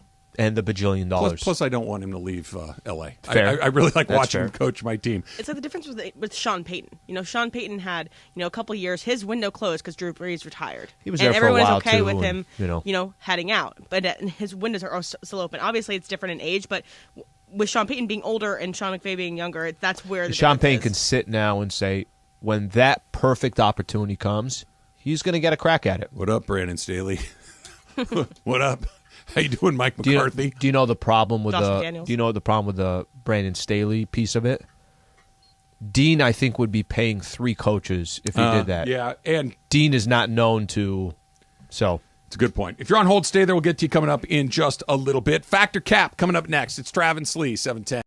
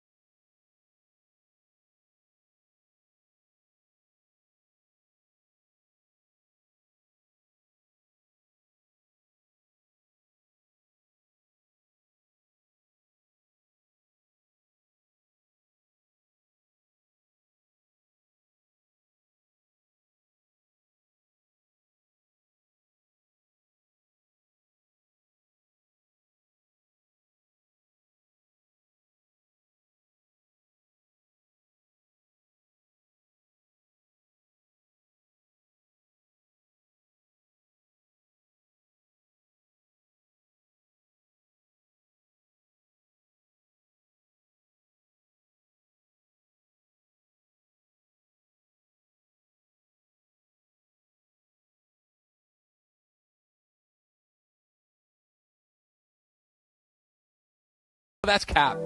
That's so cap, Dad. Everything I've said is a cap, but I'm going to go back. First of all, it's not a cap. It is a cap. Welcome to Factor Cap. Hey, guys. If I do any updates from World Cup, I'll try to be as simple as possible, but it's still 1-0 in both games. Spain leading over Japan and Germany leading over Costa Rica. By the way, the New York Times just stole my idea. You just showed me that. They basically had what I said, and surprisingly enough, somebody else had already come up with that. But whatever. There's a lot of smart people. What are you going to do? You also had a smart idea as well. So yeah, if you want to follow along, New York Times has a live simulation about what would happen. All right, so I came across this story and I was like, this is interesting. So, one under the influence English soccer fan. After the country's 3-0 win over Wales, accidentally ordered 160 chicken nuggets from McDonald's instead of 20. She said, I think I must have been trying to add sweet and sour sauce, but instead it kept on adding extra nuggets. So this is something that you could see me doing. Yes, fact. Yeah. Al? Fact. And it wouldn't even be that expensive. You'd have the probably setup. like $50. Well, you'd have the setup in the car. She'd have her the little, what's it called, Emily? The little cup thing? Yeah, the dip vent thing. Yeah. Yep, she'd have that. Well, you've told multiple stories, A, of your affinity for nuggets. Yes. And B, that you have misfired while ordering things. Yes. So this is like a fastball over the middle of the plate. 160. Nuggets and misordering online. Now, I don't know if you'd order 160, but maybe double the amount you're looking for. I might check the price. I'm like, why is it $50? That's a great point. That's like if you go to McDonald's and that thing gets up to $20, you're like, whoa, wait, what? That seems like a lot. Yeah, I didn't buy the restaurant. I bought the equipment. Did I ever tell you the story about Taco Bell? No. So I play in this golf tournament every year with my buddies up from Northern California and travel up there, and we play for a little bit of money. Nothing crazy, but there's like 60, 70 of us, and if you win the whole thing, you can win like nearly $1,000, right? Okay. So we've only won it once, and we won this thing, and I had like $700 in my pocket. And to the story here, we'd been drinking on the golf course all day, and we're done. We're in the cab, and this is pre-Uber. We're literally in a cab heading back to the city, and we stop at Taco Bell. At Taco Bell. And I'm in a really good mood, and I'm young. I'm like 24, 25 years old. $700 to me is a fortune. A fortune. Still is. And so we're there, and there's this family behind me, and I ordered my food, and I say, and whatever they want to. And they're like, really? I said, get whatever you want. They ordered so much Taco Bell, it filled up 2 of the trays. Like, think of 2 mounds of trayfuls of tacos. You want to take a guess how much it cost? Theirs or yours? The whole plus? thing. My food plus their 2 trays full of food. 120. Exactly right. $70. A lot of Taco Bell. Do you know how many tacos you can get for $70? They still talk about it at that Taco Bell. That the highest sale that they've ever had. This at the $70 mark. I thought it was going to come back a couple hundred, $70, like 70. Do you know the commission that salesperson got on that? So to spend, to your point, 100 and some odd bucks at McDonald's, not easy to do. It was like, I think it came to like $50 for her, but it's 160 nuggets. How do you get through 160 nuggets? Because they don't carry over the next day. You know, whatever's in the nugget. Gotta have passion. Willpower. Gotta have willpower. Taylor? Yeah, fact. This is a guy or a girl? This is a girl that did this. It's a girl. I was going to say if it's a guy, it's your soulmate, I think. Yeah, love soccer. It's got you written all over it. Yeah, no. Soccer and nuggets. Yeah, it's my future best friend. You ordered how many nuggets? I love you. Well, can I split it? Can we get through 80 together? So how many could you eat? Like if you not to like be gross, but just 20. Yeah, I think that's the magic number. 20. I could. I mean, use some different sauces, a little barbecue here, a little this. Yeah, 20. I pushed myself. If I hadn't ate that day, I think I could do 30. But yeah, that's probably the most. That's aggressive. All right. So Clinton Yates tweeted out this morning, and I thought it was really funny, so I thought I'd put it in Factor Cap. He was responding to someone else. He has like one of those like long threads of tweets talking about the World Cup, and the tweet just says, "Cheesecake is best eaten for breakfast. I do it often." So. Cheesecake is best eaten for breakfast. Alan, Fact or Cap? Hell to the no. Cap. I don't think I've ever had cheesecake for breakfast, nor has that ever entered my mind to have cheesecake for breakfast. I'm all good with cheesecake. Nobody's against cheesecake. Sure. I prefer it. You're at a restaurant, you have some dinner, get a quick second to let things settle down, maybe get a cup of coffee, and then bring in a little cheesecake there. I'm not going to have it in the morning. Toast and cheesecake. Black Get some coffee. eggs. I want some scrambled eggs, 2 sausage, some chili, and some cheesecake. I did just have chili for breakfast. The older I get, the less I'm dogmatic about when you can eat what. Like if you want cheesecake, I don't want it first thing in the morning. It sounds dreadful. Well, can I? What's the really when you stop and think about it? What's the difference between a slice of cheesecake and like donut, coffee cake or donut? Or like cottage cheese in the morning. Well, that's different. but like a donut is a great croissant. Anything sweet, coffee right? Cake. Like coffee cake is just cake that you eat with your coffee. It's pretty good. Not wrong in that. Yeah. So why not? Clinton, call in away, and if you have an opinion, was he pro or con? This is him. He says he eats it often for breakfast. Often? Taylor? Clinton weighs 104 pounds. How much cheesecake could he be eating? That's all he eat. That's all he ate the whole day. Just a piece of cheesecake. Taylor? Yeah, Cap, do what you want, but not for me. There's a reason I turn down the donut in the morning. Like the sweet stuff, the pastries just weigh you down the rest of the day. Well, the sweet, when you're right. I can go with a croissant. But the sweet with coffee, that's a great mix. It tastes good. That's a great mix. But no cheesecake. Give me a bowl of chili and a ham sandwich. Cheesecake only after 11. Get some spaghetti for breakfast. I've done that. I have too. Yeah. So take a slice of pizza. A Mexican soccer fan broke his TV after Mexico was eliminated from the World Cup yesterday. He posted on Twitter, all that good stuff. You have ever broken something in anger from a sporting event? It doesn't have to be as big as a TV, but you just broken something in anger. Taylor, fact or cap? Fact, my spirit, I guess. But no, I'm a pretty quiet sports fan. I'll just sit there in anger watching my teams get eliminated. Trev?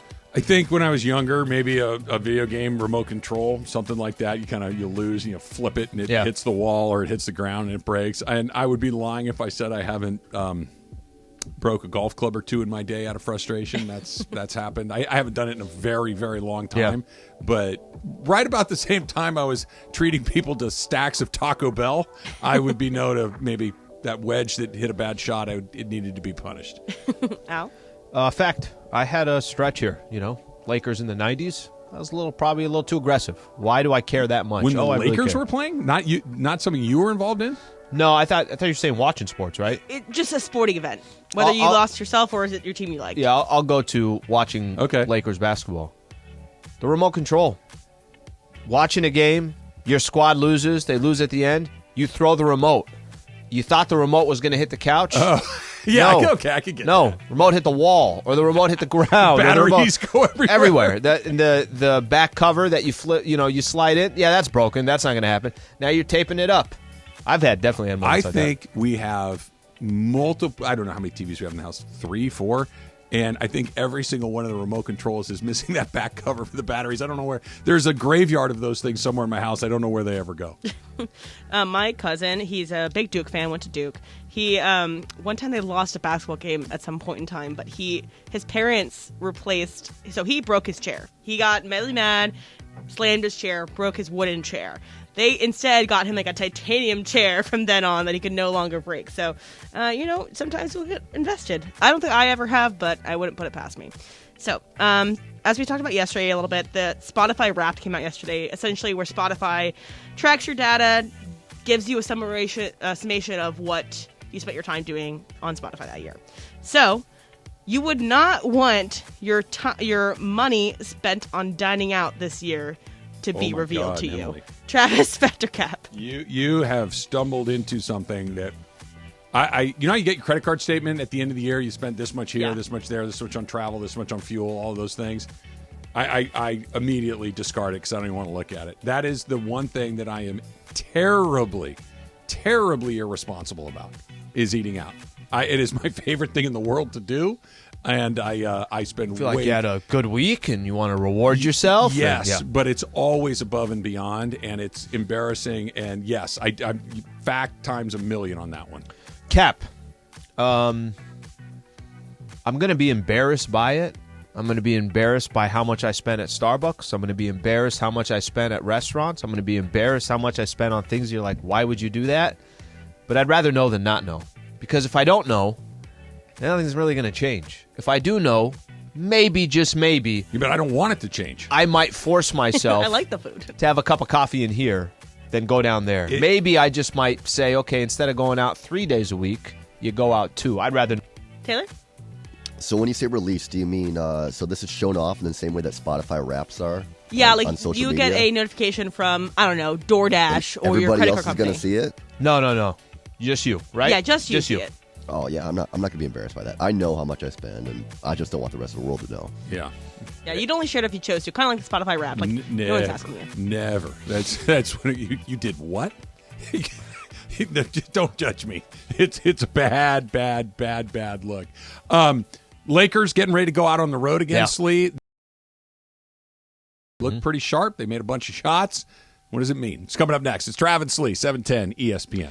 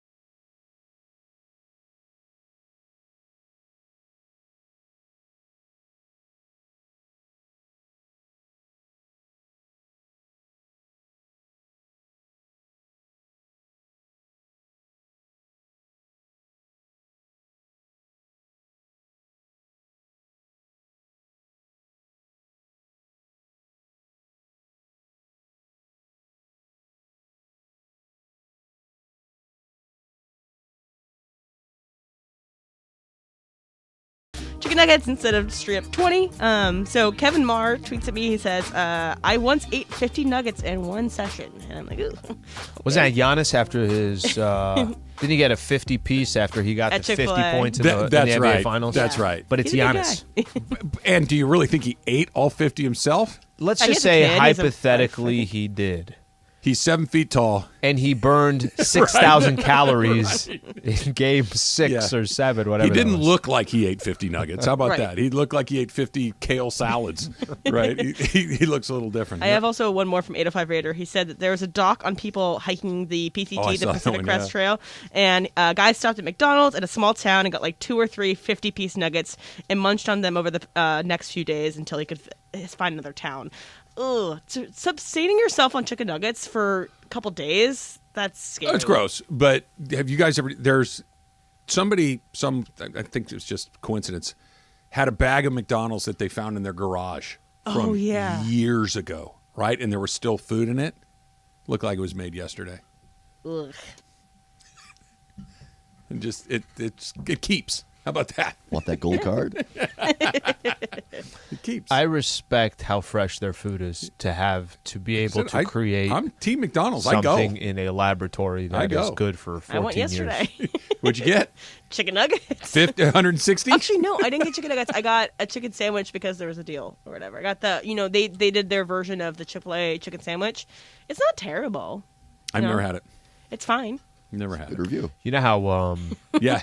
I picture like the sandwich on the board, and then, it's not terrible. Then the little squiggle, Emily Hebel. I could see her taking it out, just the chicken, No sauce. just one large nugget. Take this. Dip it into the sauce. Get in there. Get in there. It's pretty good.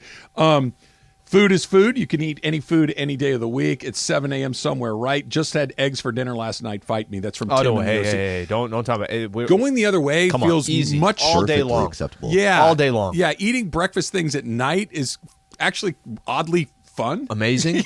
Yeah. Oh, for sure. I have eggs all the time at night. I have breakfast all the time at night. Having bacon and eggs at 7:30 at night, no problem is at all. Great, but if you had a steak and mashed potatoes at 8 a.m., that would feel weird. I will fill up a full bowl of cereal at 10 o'clock at night and over the sink.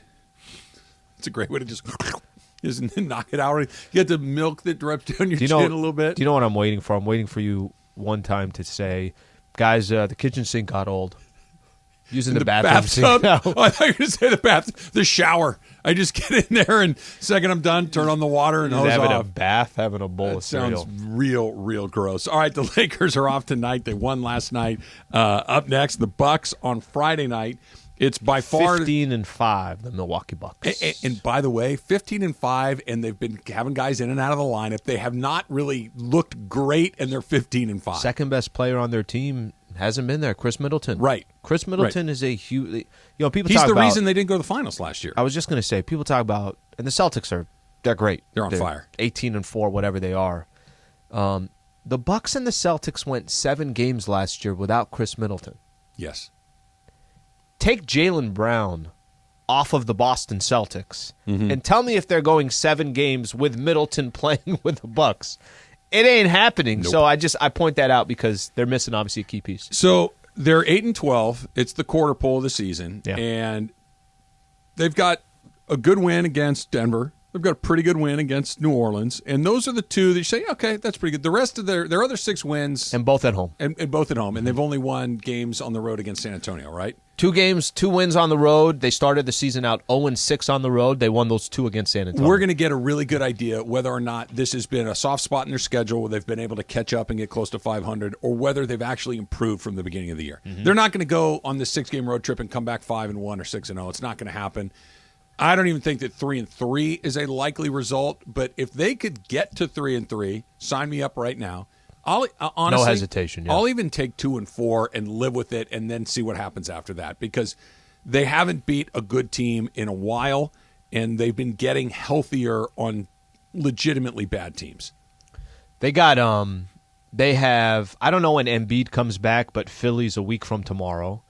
They got a Washington Wizards team that, listen, last year I remember Lakers played the Wizards on the road. Wizards beat them. So it's just, and Wizards are a 500 team. Yep. So it's not like you could say, oh, they're going to beat the Wizards. That's not how it works, and that's not how the Wizards are better than the Lakers. It just they got a game against the Pistons, so they got one of those. They should win that. They have a back-to-back Cleveland and Detroit, 2 really tough games, and the second game is Toronto. So now you got to go after the game against Cleveland. You're traveling to Toronto. You're going through customs. You're getting in late.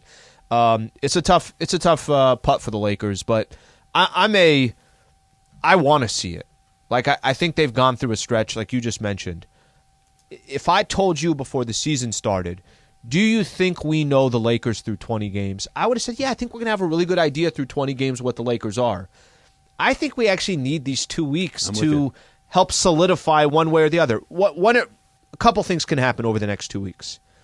A, they're now 7-8 games below 500. Okay. Which, if they went 2-4, they'd be 8 games under 500. Okay. B, if they play 500 basketball, then I could tell you, no, that stretch that they had where they won 6 of 8, that is legitimate because 3-3 on the road against these teams, they can hang around. And then obviously what if the other scenario would be Washington, Detroit, and pick one and Philly because Embiid's gone. Yeah. How do you feel about that? If you get Milwaukee, great. If you get Toronto, great. If you get Cleveland, great. Those other 3 are feeling like, and and the Embiid part is a big deal, but there are different threes, right? If you're 3-3 and one of those wins comes against Toronto, Cleveland, or Milwaukee, great trip. If one of those, the 3 wins of those other 3, asking to see more games. We still don't know, right? Yeah. We're still in exactly the same pot. I don't know what they are. I think that at this point, I think that they're slightly below average. I think that's what they are. They're not. They're not good, but they might not stink. You know, at the beginning of the year, I'm That's why that 9-11 does feel so much different. For sure, 8-12, for sure. Where you're below 500 by 2 games, when or below 500 when they by were 4. 2-10, like that team stinks. That because it wasn't just that they were losing; they looked bad doing it. Yeah. When they're winning these games, they don't look like a bad team. They look like an average team that's beating bad teams. Mm-hmm. I don't know what that is. I don't know how to quantify that. Well, you could have a game. What was it last week? They played the Suns. There was a game on the road. That was one of their more impressive performances. So I was going to say, you can have games where you lose against a good team and you don't look that bad. That it's a game in the fourth quarter. And they're not in a position where you could just continue to have, hey, they lost to the Bucks, but they were in it. And then they also lost to the Wizards, but they were in it. And they also lost to the Raptors, and they were in it. No, you can't keep doing that. That's not how it's, that's obviously not how it works. But that, I think the main thing that we just both said, I thought 25% through the season we would know who the Lakers are. I do feel like we need a little bit more time. What do you think they are? Out. Like right now, with what you've seen, with if this were, you had to give them a grade, it's the midterm, and you got to give them a grade. What do you give them? Because I think I'd give them a C-. It's not a D or an F, but it's not much better than a C. Yeah, I would say at best a C+, probably a C. Yeah. Every night I watch them, there might be some spurts where this is just more lately, right? Where it's like, hey, that was some good basketball right there. I like this, I like that. And then there's also a lot of times you're sitting there saying, how are you going to beat good quality teams playing like the lead? And before you know it, it points out some of the flaws that they have. There's probably one thing that has more to do with this than anything else. We'll do it next. It's coming up. It's Travis Lee, 710 ESPN. Accident, boring. Hey, Laker fans, John Ireland here. Have you downloaded the new ESPNLA app? You got to get this thing. It's great. You can get Travis and Sliwa, Mason and Ireland, Sedano and Cap, and all of our Lakers talk with Slee right in the palm of your hand. You're just one tap away from everything Lakers. You could even win Lakers tickets. React to the Lakers on ESPNLA app. Download the new ESPNLA app in the App Store or on Google Play.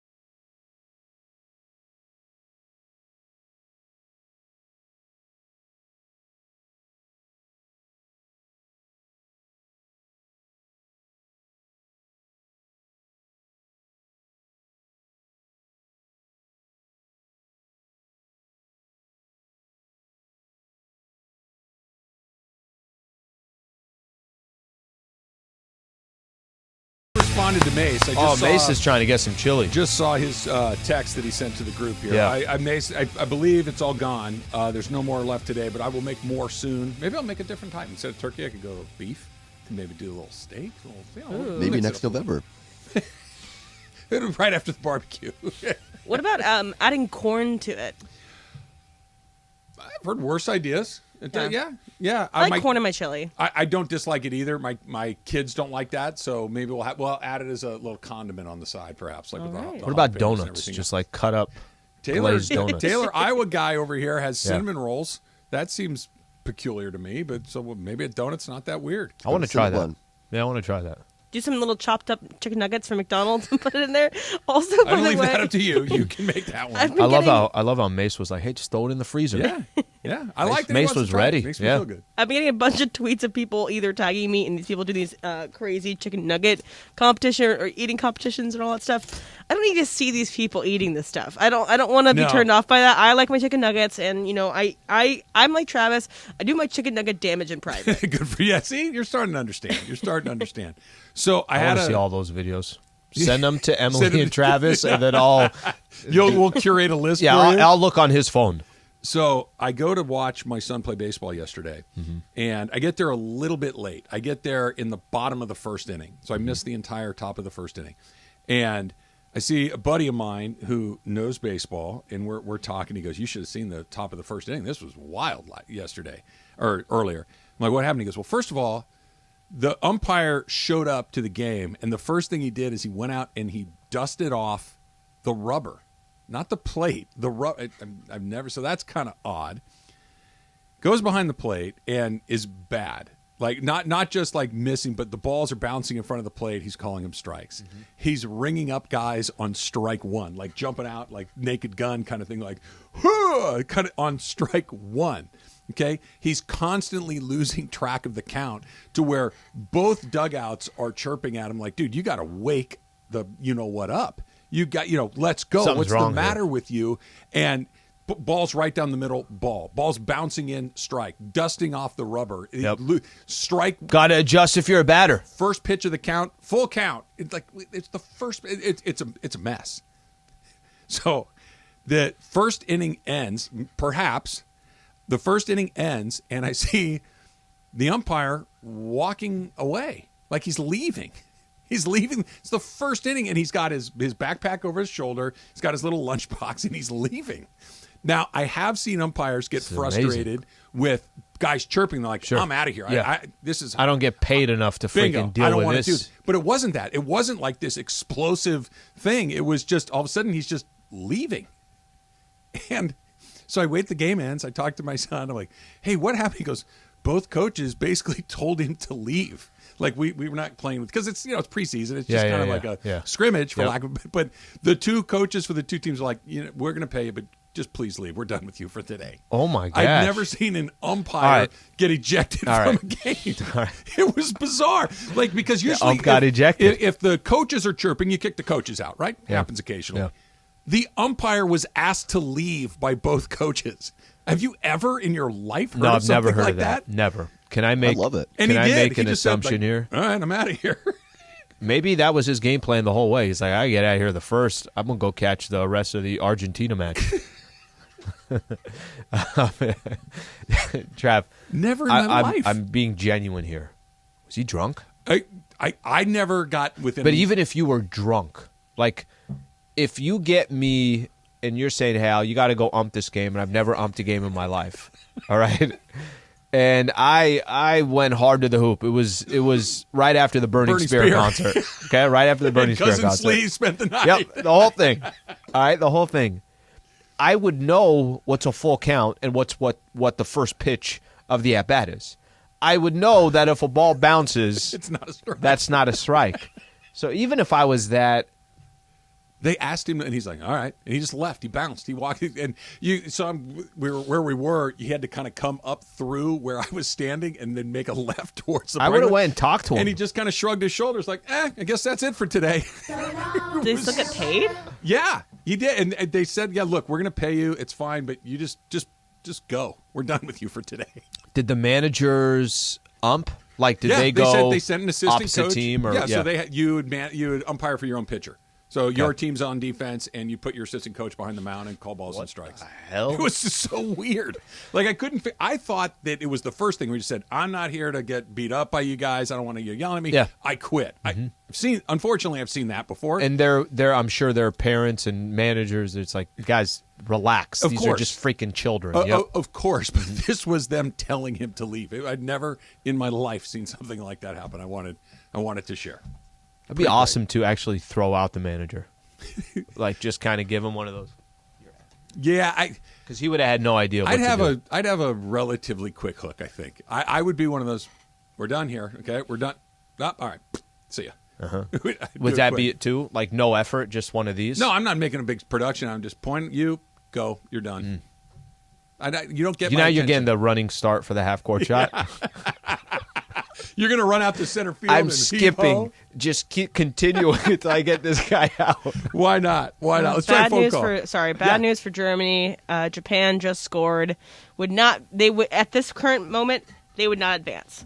So we need Spain needs to score again, or Germany needs to score again. If Germany scores again, then they're back in. Yep. Another score would be good as long as it's not Japan or Costa Rica. Okay. So can Qatar pay anything to change the result of this game? Mexico's still out.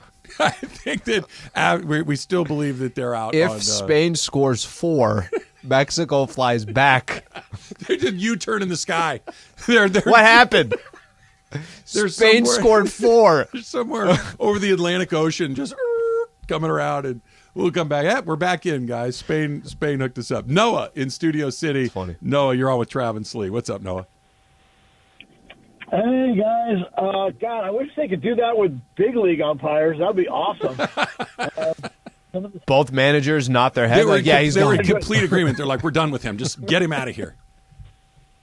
Yeah, no, I think that would happen probably 50% of the games. I think that would probably happen.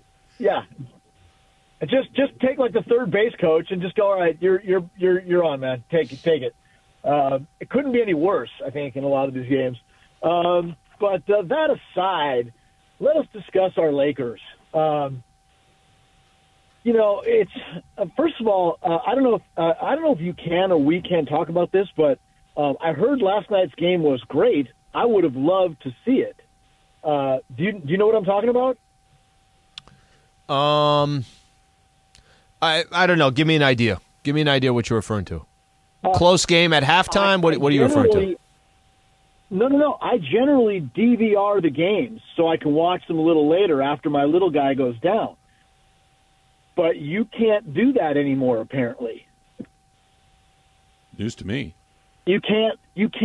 I'm trying to be like, I don't want to get anybody in trouble, but there's apparently a new broadcast thing that's happening want you to where watch you it live. cannot DVR the games. You have to watch it live only. Yeah, I don't know, Noah. I would love to give you some advice. I can't. It's Slee. I watch. I think we all do, right? Especially with streaming, you just watch when you want to watch. Yeah. But even things that are on network TV or whatever, I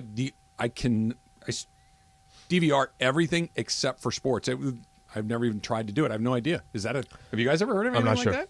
No, I'm not sure. And I think a lot of times, and I think sports is a perfect example, I'm never the one that's like, hey, don't say anything. Don't say anything. I'm DVRing it. It's impossible. The game's, I know the game's going on right now, but I'm going to watch it in 6 hours. I would, a ticker, I could go to any channel, a ticker would go on. I get what he's saying. He's got to put his kid to bed or whatever. I understand it, but I has to fast. I need to know what's I thought going he was on trying in to the say, moment. I thought he was saying, oh, no, they weren't playing well or anything like that. I'm like, all right, we don't have to break down every piece of the game. LeBron was good last night. Yeah, he was. LeBron was not really good. 12 of 18. He was, and what was he, 2 for 400 the night before? 12 of 18. I'll tell you, 12 of 18 last night. Yeah. 8 of 22 the night before. Okay. Then he had that game against the Spurs where he had 39 points. And the game before that was a bad one. A bad one. He had a bad, good. I think this is why when we're talking about the Lakers, it's so hard to get a beat on what they are exactly because you don't get the same thing every night. And that's just a function of, A, a team that's inconsistent across the board, but B, when your best player is inconsistent. And that's LeBron has been at best inconsistent. By the way, AD there's been a lot of that conversation about Anthony Davis. He went through that 2-week stretch, right? Yep. Okay. Well, before that 2-week stretch, did you get a consistent Anthony Davis? Not really. And the reason why I mention that is because I know what Giannis is going to do every night. I know Devin Booker's putting up 30.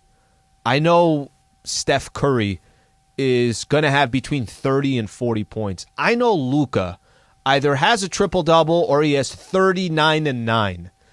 I'm not sure what LeBron or Anthony Davis for that part. Nope. You and I have been saying how key AD is to the whole piece of the puzzle. He had a 2-week stretch. That doesn't mean that prior to that 2-week stretch, I knew exactly what I was going to get from AD every night.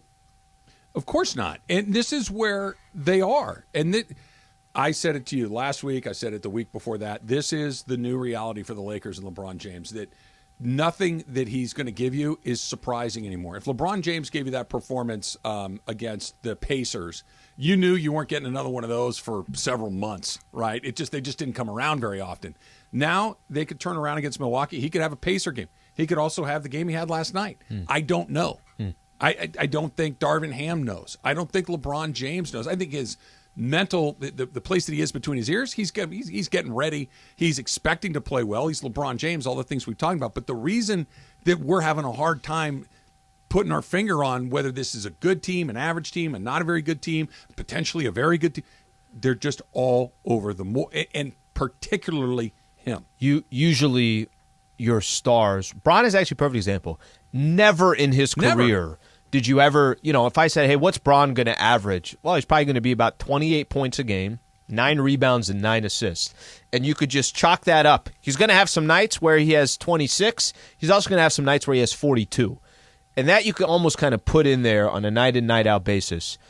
This is the first year that I think kind of fallen more along the lines. I was saying this to start the show. I said, well, I looked stupid after spending a couple days talking about Bron. But I just say that because it was an example of Bron. Everything should run through Anthony Davis. Bron, he should be taking 22 shots, not 15 like he had a couple. Bron, he should be the one that we go to in the fourth corner. Start with him and then kind of figure it out from there.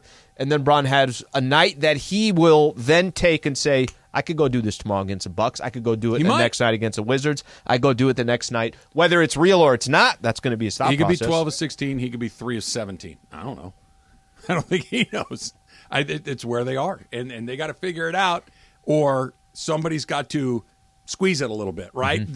What we've been talking about, to not just let him figure it out on a night-to-night basis, but to do the thing. If it's not going to be Anthony Davis, have it be Russell Westbrook, have it be Darvin Ham. Hey, look, him. Go to him first. It's going to take a really long time, a super long time if ever, to say, you know what, the tide has turned. It took 20 years or 22 or 2010 or whatever. It's going to take a long time for you know what, let's run it through him. He's LeBron James. I wouldn't do it. Well, the other issue with it too is it's not like Anthony Davis is going to be that guy that, hey, everything is running through me. It's not like Anthony Davis is going up and down the floor and he's telling people on the sideline, because it's just naturally not Anthony Davis. It's not his deal. It's not his personality. I wish it were, but that part is never going to happen. Our picks against the spread, Slee, Emily's getting close to the lead. Yep. I don't love first place for everybody out there. Just know that right now I'm in first place effort-wise.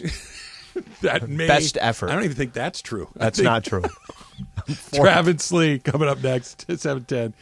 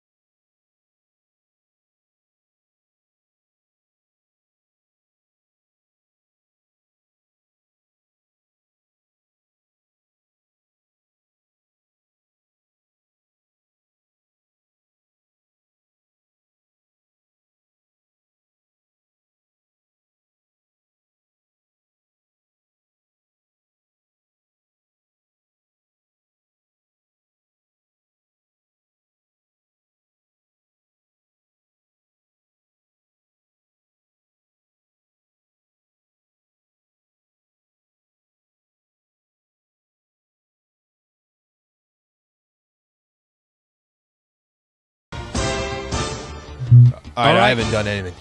I haven't looked at anything. All right, perfect. So you know what? You know what's going to happen? 10-point week coming your way. That's how this works. That's out the window now. No. If you really haven't looked at all, I have not looked. Then I don't look now. Okay. Just wait for it to go. I bet you this will be a big week. All right, here's where we are. Let me find the sheet. Week 13 NFL schedule, NFL college schedule. We put SC in there as well. I'm still in the lead, but it's gotten very tight. I have 67. Emily has 63. Al has 55. Taylor 48. Berg has 5, and DeMarco has 1. He has Thankful 1. Does he have any idea that he got 1? I think because I don't think he's him. been here. I think I'm on the pregame show. I think I mentioned it to him. All right, Slee, you're up first here. We'll start as we always do with the Rams game. The Rams are at home against the Seahawks. The Rams are a 7.5-point underdog at home. Dang it. I don't like that number. It's a big number. Better than the 15-something they were last week on the road. I will go Seahawks. They almost covered. Go Seahawks, and I'll make this my 1. Seahawks at 1. Emily, you are up next. Rams getting 7.5. All right, so Seahawks are 1-7 against the Rams at home. So when the Rams are home, so I think the one was last year, right? I think the Seahawks won at SoFi last year. Maybe you're probably Why right. does she always throw out these great stats right after my pick? But I think that these teams usually trade. You know, one team wins, one team loses, and I think that it's going to be closer than 7.5 points. So I have the Rams to cover at my 1. Okay, so we got LA at 1. I'm up next. I'm just going to do LA at 1 and keep it moving. I think there's really not much to add to it beyond that.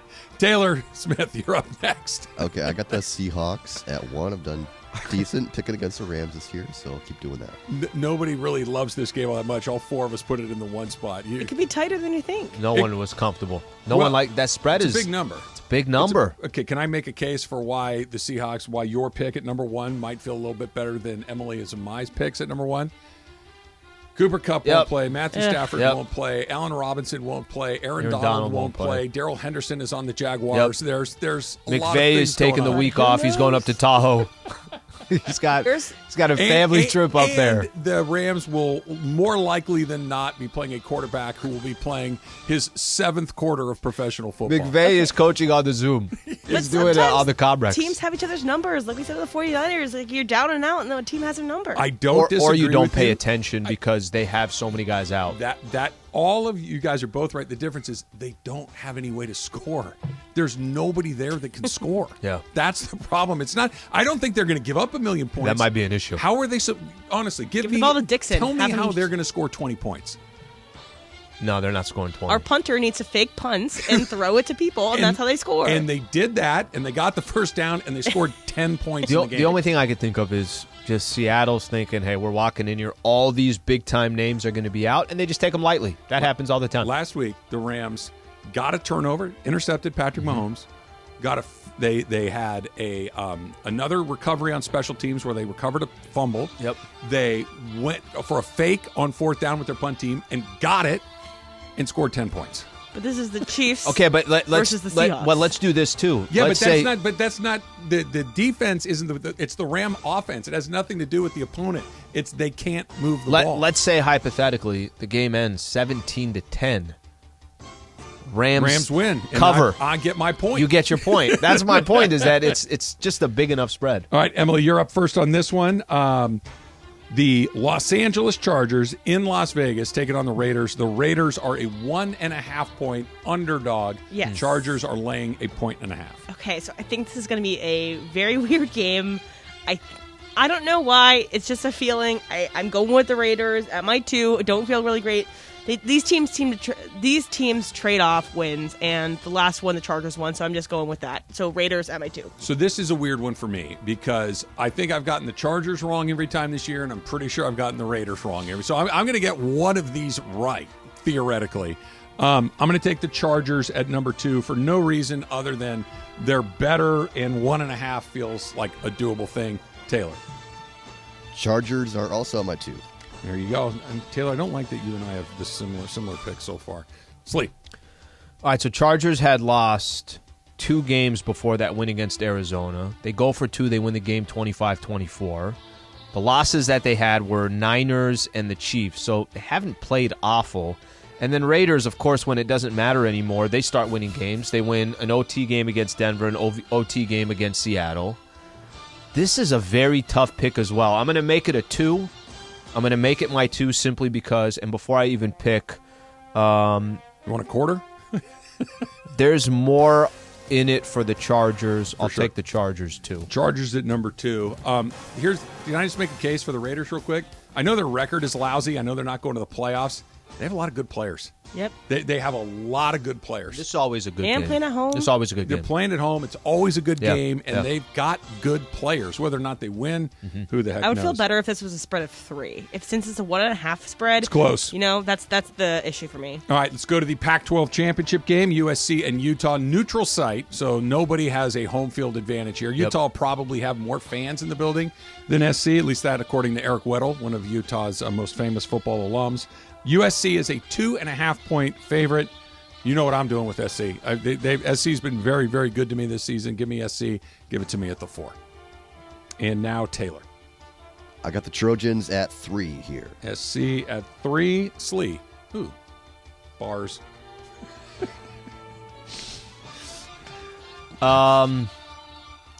Yeah, I'm with you on the SC thing. I don't think SC loses this game. I just don't. I'll go SC 4. SC 4M.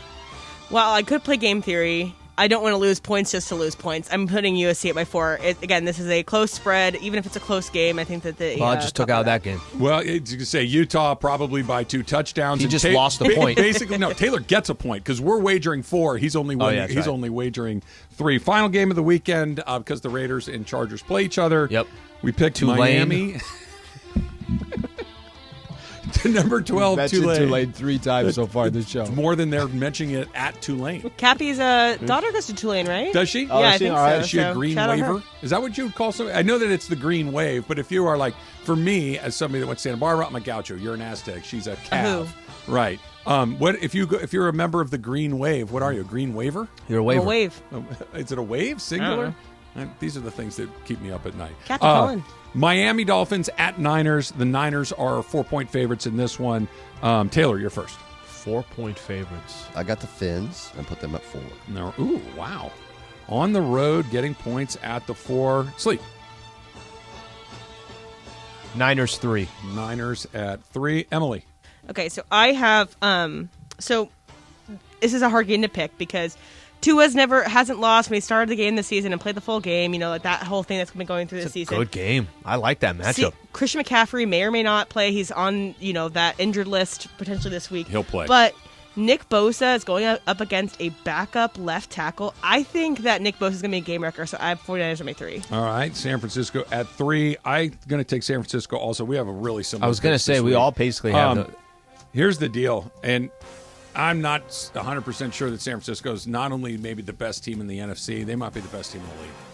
That with McCaffrey doing the things that he can do, you get Debo going, you get Kittle going. As long as Jimmy G is decent, I think that they might be. And like Emily was talking about with Bosa on the other side, you got Fred Warren. You've got really good players on the San Francisco side. They got a good coach in Kyle Shanahan. Ayuk's a good player. Yeah. And here's the other thing. We don't talk about them a lot.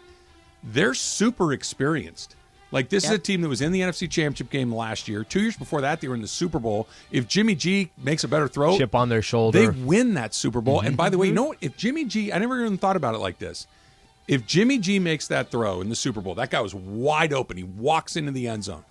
We're talking about Patrick Mahomes. Yeah, he's great, but he's never won a Super Bowl. Yep. It's a totally different career. Jimmy G has one. Jared Goff's been to one. Matthew Stafford has one.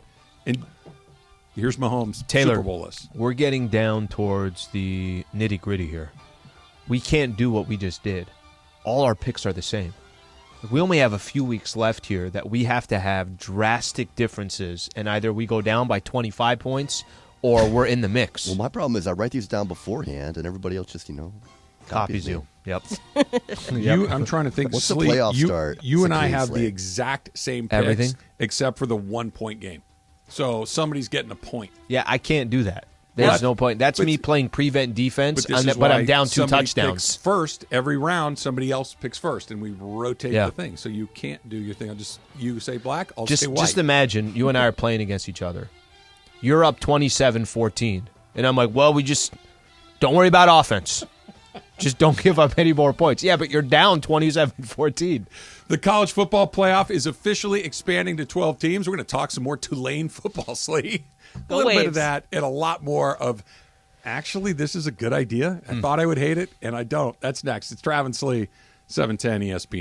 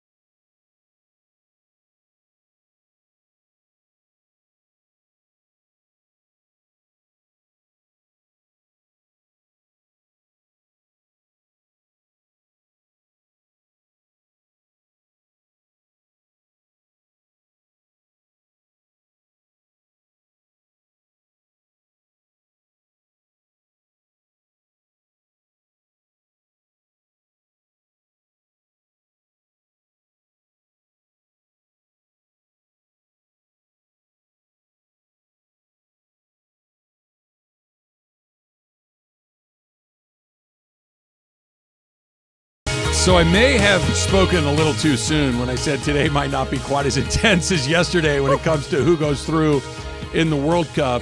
So much going on. There's games. Costa Rica and Germany are tied at 2, and Spain and Japan 2-1 Japan. 2-1 Japan. 76th minute. If these scores hold, or does Costa Rica need to win? Costa Rica needs to win. If Costa Rica wins and Japan holds on and wins, that means Japan and Costa Rica go move on, and Spain and Germany are out. And those are 2 of the favorites. 2 of the favorites, yes. This is massive. This would be huge. Germany is one of the best teams, soccer teams in all of. Not for the last 2 weeks. They haven't been. No, I know. They only have 1 point right now. Japan's second goal was very iffy because they. Wow! Germany almost put one in. Yeah, it looked out of bounds, right? Yeah, it looked out of bounds, and almost the entirety of the ball was like the blade of grass between being out and being in, and they called it in, and Japan counted that goal. So there's been a lot of drama happening. Which also is crazy too is that with Japan beating Spain right now, if Japan wins, they actually get the number 1 seed in that division, in the Group E division, or they already have 6 points. They already have 6 points, so that would put Spain. Is as Japan 2. through no matter what? Japan, if they lose, if Spain comes back to win, they have Costa 6 Rica right now. And Costa Rica ties, then Costa Rica would go and Japan would be out. If Spain would have to come back and win. So this is where I there's a lot going on right now. There's a lot going on. If Spain ties, Japan goes through. Is the United States still in? Yeah. Yes. Saturday, 7 a.m. Good. Here's what I know for sure, Al. You're going to want to. I think you and I are on the same level here. U.S. is in. Mexico's out. Those are the 2 teams that I'm sure is what's happening. You know what's crazy about all this? And these when Saudi Arabia won their game, everybody got what did they get? Like Rolls Royce or Rolls Royce Phantoms. Yeah. I know that too. Yeah, those are the 3 that I have. I think they're at $500,000 apiece. I think that's what it is. Ridiculous. And Spain beat Costa Rica 7-0 earlier in the group stage. So that's also crazy. The goal differential was way in Spain's favor, but you got to score more goals when it matters. Yeah, you got to win the games. I was going to say, you can have a big day. They're all 1-1-1 right now. Or actually, Japan's 2-0-1. Okay, can I ask a really stupid question? Absolutely. I That's understand stupid, bro. That this is the biggest soccer tournament in the world and one of the biggest events in the world. Like Michael was screaming at me yesterday.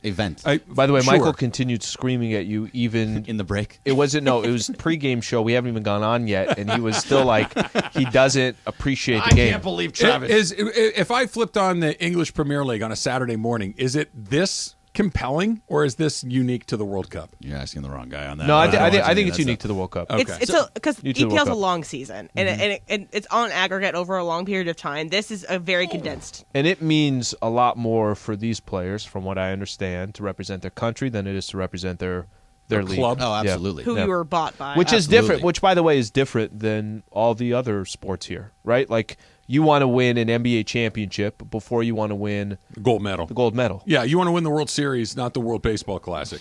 Yes. So it's different. I'm really rooting for Costa Rica here. Yeah. Yeah, like you knock out Spain and Germany, it would be amazing.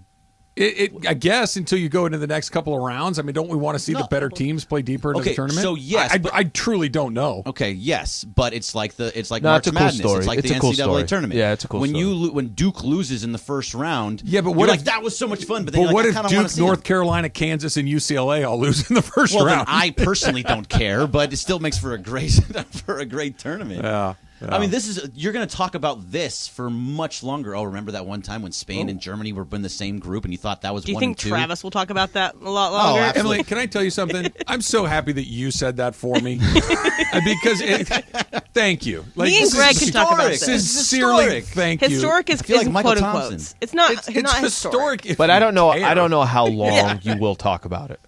I mean. A week from now. Yeah, you're not talking about this longer. If the Dodgers get Aaron Judge, I'm gonna tell you're not going to be talking about. If the Dodgers get who did they get the other day? Shelby Miller. Shelby Miller. That's more interesting to me. I know that I'm in the minority. That doesn't shock me at all. But this is awesome. We should have more soccer games. Sliwa's at like, 11 I want to hear a.m. about all the Pat Bev trade rumors. I'm okay with that. We were talking about college football playoff, Greg. Actually, yeah. Oh yeah. Greg. Well, whatever. I mean, no. He was talking about signing Shelby Miller. Miller. What do you think, by the way? College football playoff. I love it. I always thought it should be a 12-team tournament. You like that many? I think yes. That I'm many. okay with I would the go expansion. more. Oh God. No, don't go more. No, 12 I is think too many. 12 is too is a many. good number. 8 is a good number. I wouldn't mind going. It's more. okay. I would have done 6. Look, I don't. Greg, really, how many do you want? All of them. 64. Best of give me them 7 all. series, Yeah. starting year round, never stop playing, 3 games a week. The big issue behind all of it was always that it's taking away the meaning in the regular season. Yes, right? That was I always agree the with thing. that. I don't care. All of it, you're getting to the I do. playoff anyway. I want to see what's going on in the playoff. That's what makes. No. Do you care about the regular season in college basketball? I know there's more Not at teams. all. I know there's more Not at games. all. I don't get that. You don't, but you care about March Madness. No, I because don't it's care fun. about. I don't watch that sport All right, anymore. I should stop. No, talking. Well, no, I will say But I this. see what I will you're say saying. this on March Madness. It has lost, and maybe it's the sport. It has lost. I don't watch. I don't watch it the way I used to. But college football, I will say that it's exciting enough to where these games. It's the only sport where a game in October matters as much as a game in December. Well, it's okay, the only one. look, Fair it to does- say, it does- 4 is not enough. I'm okay with going beyond 4. But do you think that it's even fair, the fact that USC loses a game by 1 point in October, and at the time, for most of it until this last week, they were out. But they were weren't done. But they weren't. That's the thing. It was the path got a little more tricky. if They But needed help. But they weren't. They didn't have. They Get didn't have blown control of out. their own. There was a lot of LSU you're lost that. making my argument for me. Tennessee did get blown out, and it mattered. This isn't a tournament. Well, in this new format, Tennessee's still in, but because they got blown out, they're out. Because UCLA lost that game to SC, they were out. They were done. This is what makes the whole college season football was over. season so much better. You're making my argument But for me. but Now, Utah, whoever wins the Pac-12 championship to Thursday or Friday night, Yep. they're in. Under this new format, it wouldn't matter. They both go. Yeah, like- I don't care about that. I do. I'd rather see I do. The way everybody you in. started the conversation this And 12 was morning, good. the way you started this conversation this morning, you said that you actually kind of liked the way it would have played out. I like this because you get really good games. Yeah. I don't know if you're going to get this format every single year. There's really only one. If you use the format they're going to use starting 2 years from now, this year, you've got 4 opening games and 3 of them are really good. You've only got one game that's kind of, I could miss that. And you got a first round bye for all the top 4. Georgia, SC, Michigan, TCU all get byes. Great. Sure. You play in bowl games there. And then all like Tennessee, Kansas State. That's in Tennessee. That's cool. Tennessee, Kansas State. Like, you really want to see Sure. Tennessee, Kansas State? They're both What's the very, problem? very good teams. Yeah, but what's the problem? It's a good You're college making my football argument matchup. for me. You just said that you don't want to see Well, I that. don't want to see Kansas State. I would rather see Tennessee. They're in under the rules that they're going to implement. Well, and also Tennessee. They're They in. don't have- Because they then don't you'd have add Hooker anymore. UCLA in yours, or I don't Well, know. no, Penn, wouldn't Penn even State make it and in Clemson is one of these games. It would be played in Clemson. That's a Clemson's great game. garbage. It's awesome. Clemson's a garbage team. Now I'm confused. Now, The 2 games you we want mentioned, you one want team Costa sucks. Rica knocking out do these want 2 Costa Rica, countries, just- but you don't want these. You're No, all my- over the map. No, my argument for this whole like Costa Rica winning is because of the history and what it means and what's going to happen. I wouldn't want it in the next rounds. I would still want to see Germany and Spain in those next rounds. Your argument but I for love the- seeing this because it's like, oh my god, this is actually happening. But So put, you put want- the you want- soccer aside for a second. Yeah. Putting me back to soccer. You're arguing for more teams in the college football playoff, and the first 2 I mentioned, like, I don't want to watch that. Well, no, because Just so the I teams have my- because so I have this you're going straight. off of that. Most likely, when it all comes down to it, you're going to see teams that are going to be more This Big is- Ten heavy, No, but it's more gonna- SEC This is heavy. what it would be this year. I know, this Well, year. you're not wrong on the yes. You'll Things are get going more to change. SEC schools. You get Yeah, more Big it's gonna Ten. change. But that won't No, change. these are the rules. That is the 6 conference champions, the next They're going to 6 seed it highest rated different. teams. This is exactly how it would It's be. seeded right now. They would seed it differently with the 12. They're going to want more SEC teams in, so they're going to put a different SEC team. There are 3 SEC teams in here. Yeah. There are 3 Big Ten teams. There's 2 Pac-12s. It's kind of going to go exactly like that every year. only 2 difference will Pac-12s, that's not be gonna happen. Sure, it will. Under With this one- format, it absolutely will happen. Oh, Even when when they USC leave- and when UCLA they- leave. when I they don't know. leave. And USC, yeah, when they leave. No, because the Pac-12, even when SC and UCLA leave, okay, Still got Oregon. You're still gonna. They're still gonna. Oregon, Here's the rule. Washington. Hold on. The rule is the 6 highest rated conference champions. The Pac-12 will have one of the 6 highest rated. They're going to have a conference champion. They'll be one of the 6 best. You're going to have another team in the Pac-12 That will that's leak. inside the top 14. You're going to have it.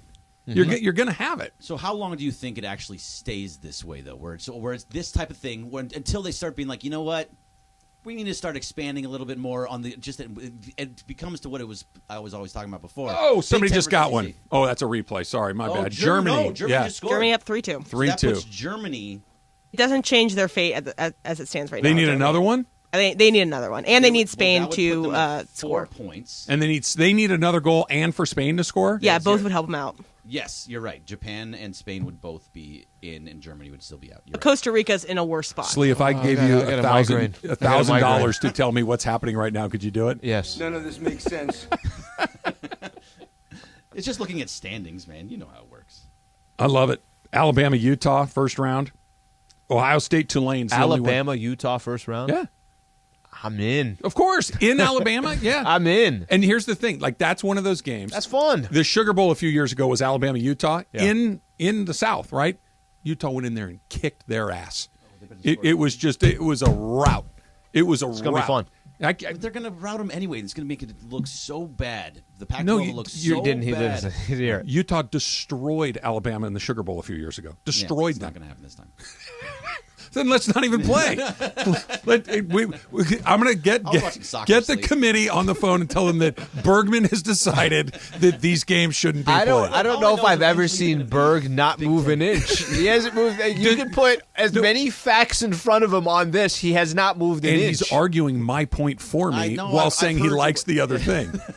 I still do like the fact we should make it bigger. Do you like this game? No. Put more bad teams in. That was awesome. You just know how it's all going to work out.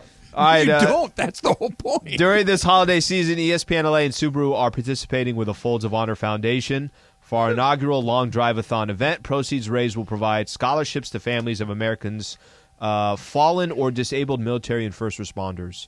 Event is taking place on Friday, December 9th at Black Gold Golf Club in Yorba Linda. If you'd like to participate and purchase a green fee, go to blackgoldgolf.com. That's blackgoldgolf.com. Love, it's what makes Subaru, Subaru. I don't watch soccer. I don't have an opinion on a lot of this stuff. Why would I really like to see Spain get knocked out? I have I'm just rooting against. Is it because it's like rooting against the Yankees? Is that kind of what it's like? Because they're one of the favorites. That's it. That's exactly what it is. Yeah. One of the favorites. Okay. Then good. I feel good. We like watching Alabama Germany out of there too. Germany, Spain, France, all of them. Let's go. Germany can always go. Yeah. Hey, I'm a Germany fan. Yeah. I picked Germany for the pool just because they had like the fourth best odds. I'm like, I don't want to pick the favorite. Give me something a little down out in the Who'd you pick? Pool play. Spain. Oh, well, so join me. We'll pick again. We will pick again. The Dump Super Crosstalk coming up next. It's Travis Lee, 710 ESPN.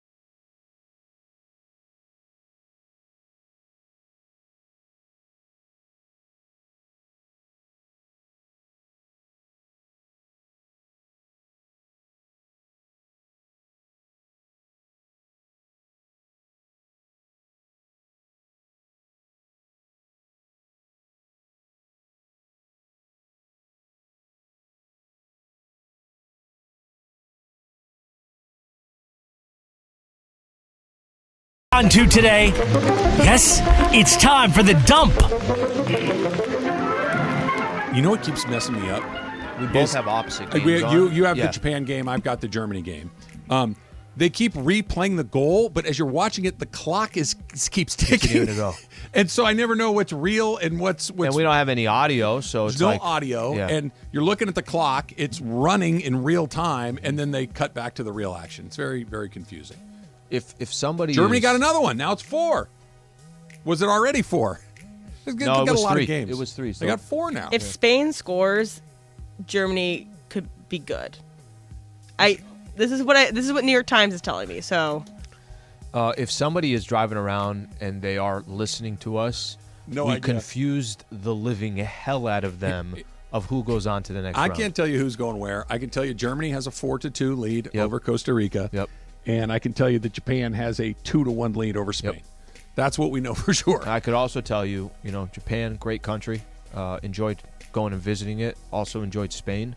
And that's about it. That's about the furthest I could go here. What other World Cup countries have you traveled to? I've been to Germany. Okay. Have not been to Costa Rica. Okay.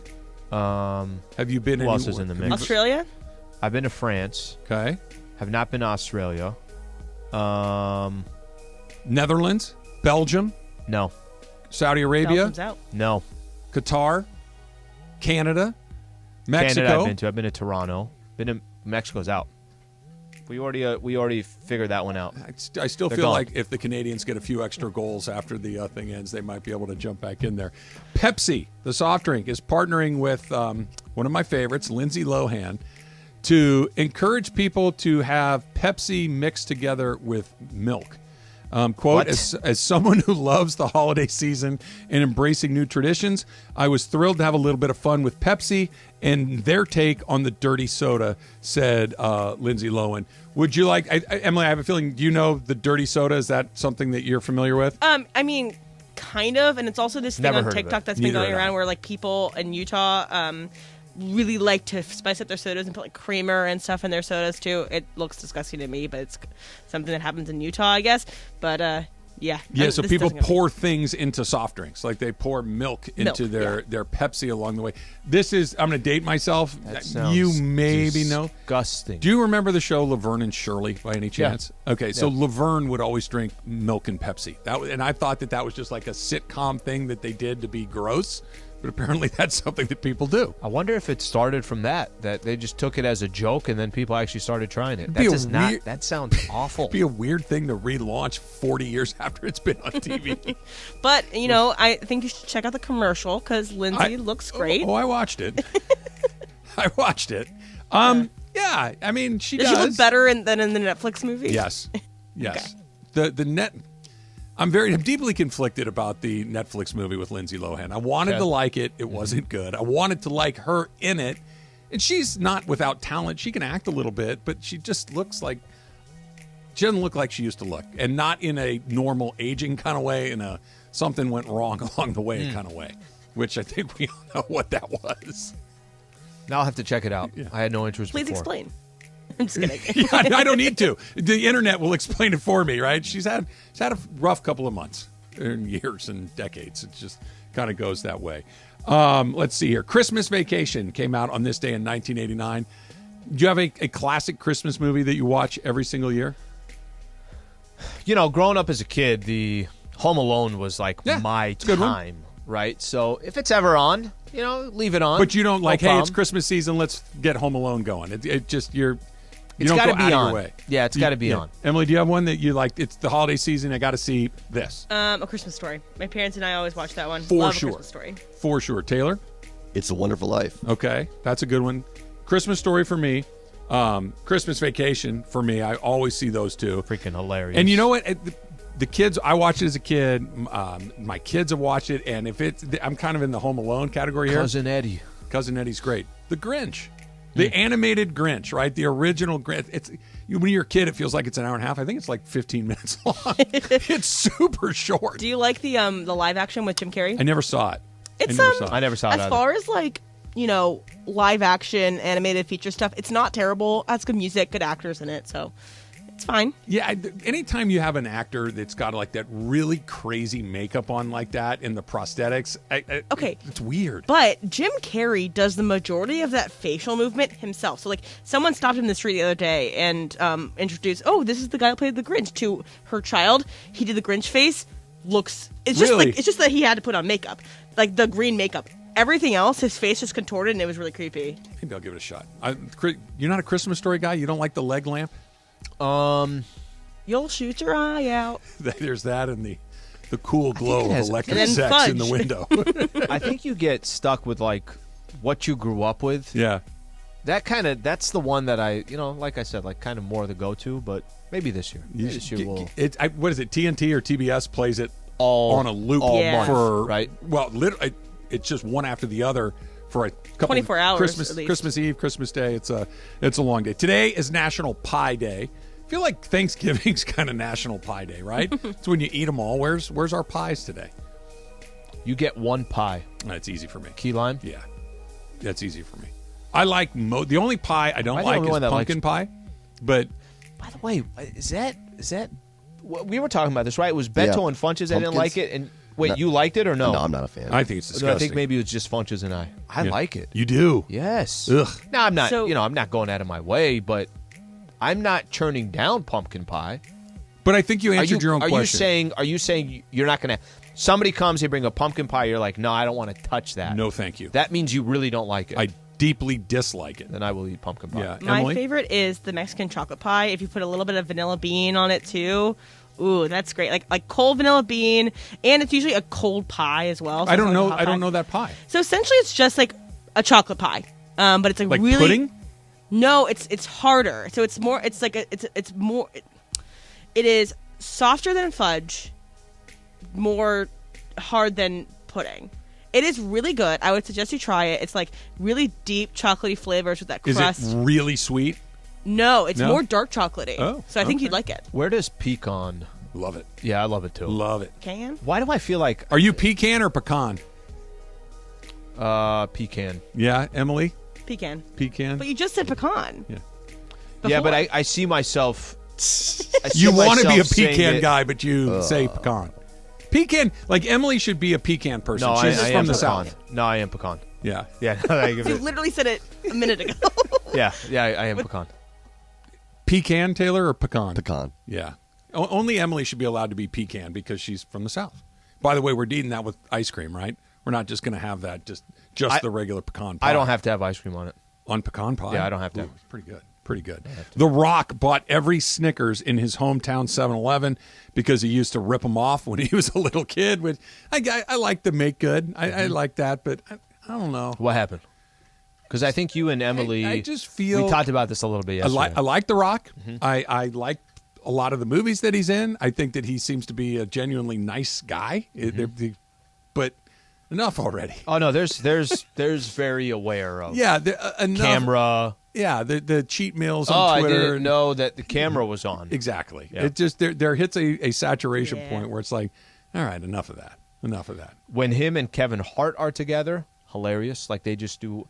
They were doing this on Instagram for a while, where like one would go live, and then the other one would go live too. They're both at the same spot, and they're like, "No, turn yours off. I'm gonna go. Let me do mine. I'll go live." And they're both going, live on whatever. But that feels to me the part of the problem, right? Mm-hmm. That it's very purposeful. It's very deliberate. It's very not organic. Yeah. And know that's the thing that drives me crazy more. Oh, speaking of, did you guys see that only half the team showed up to Russell Wilson's birthday party?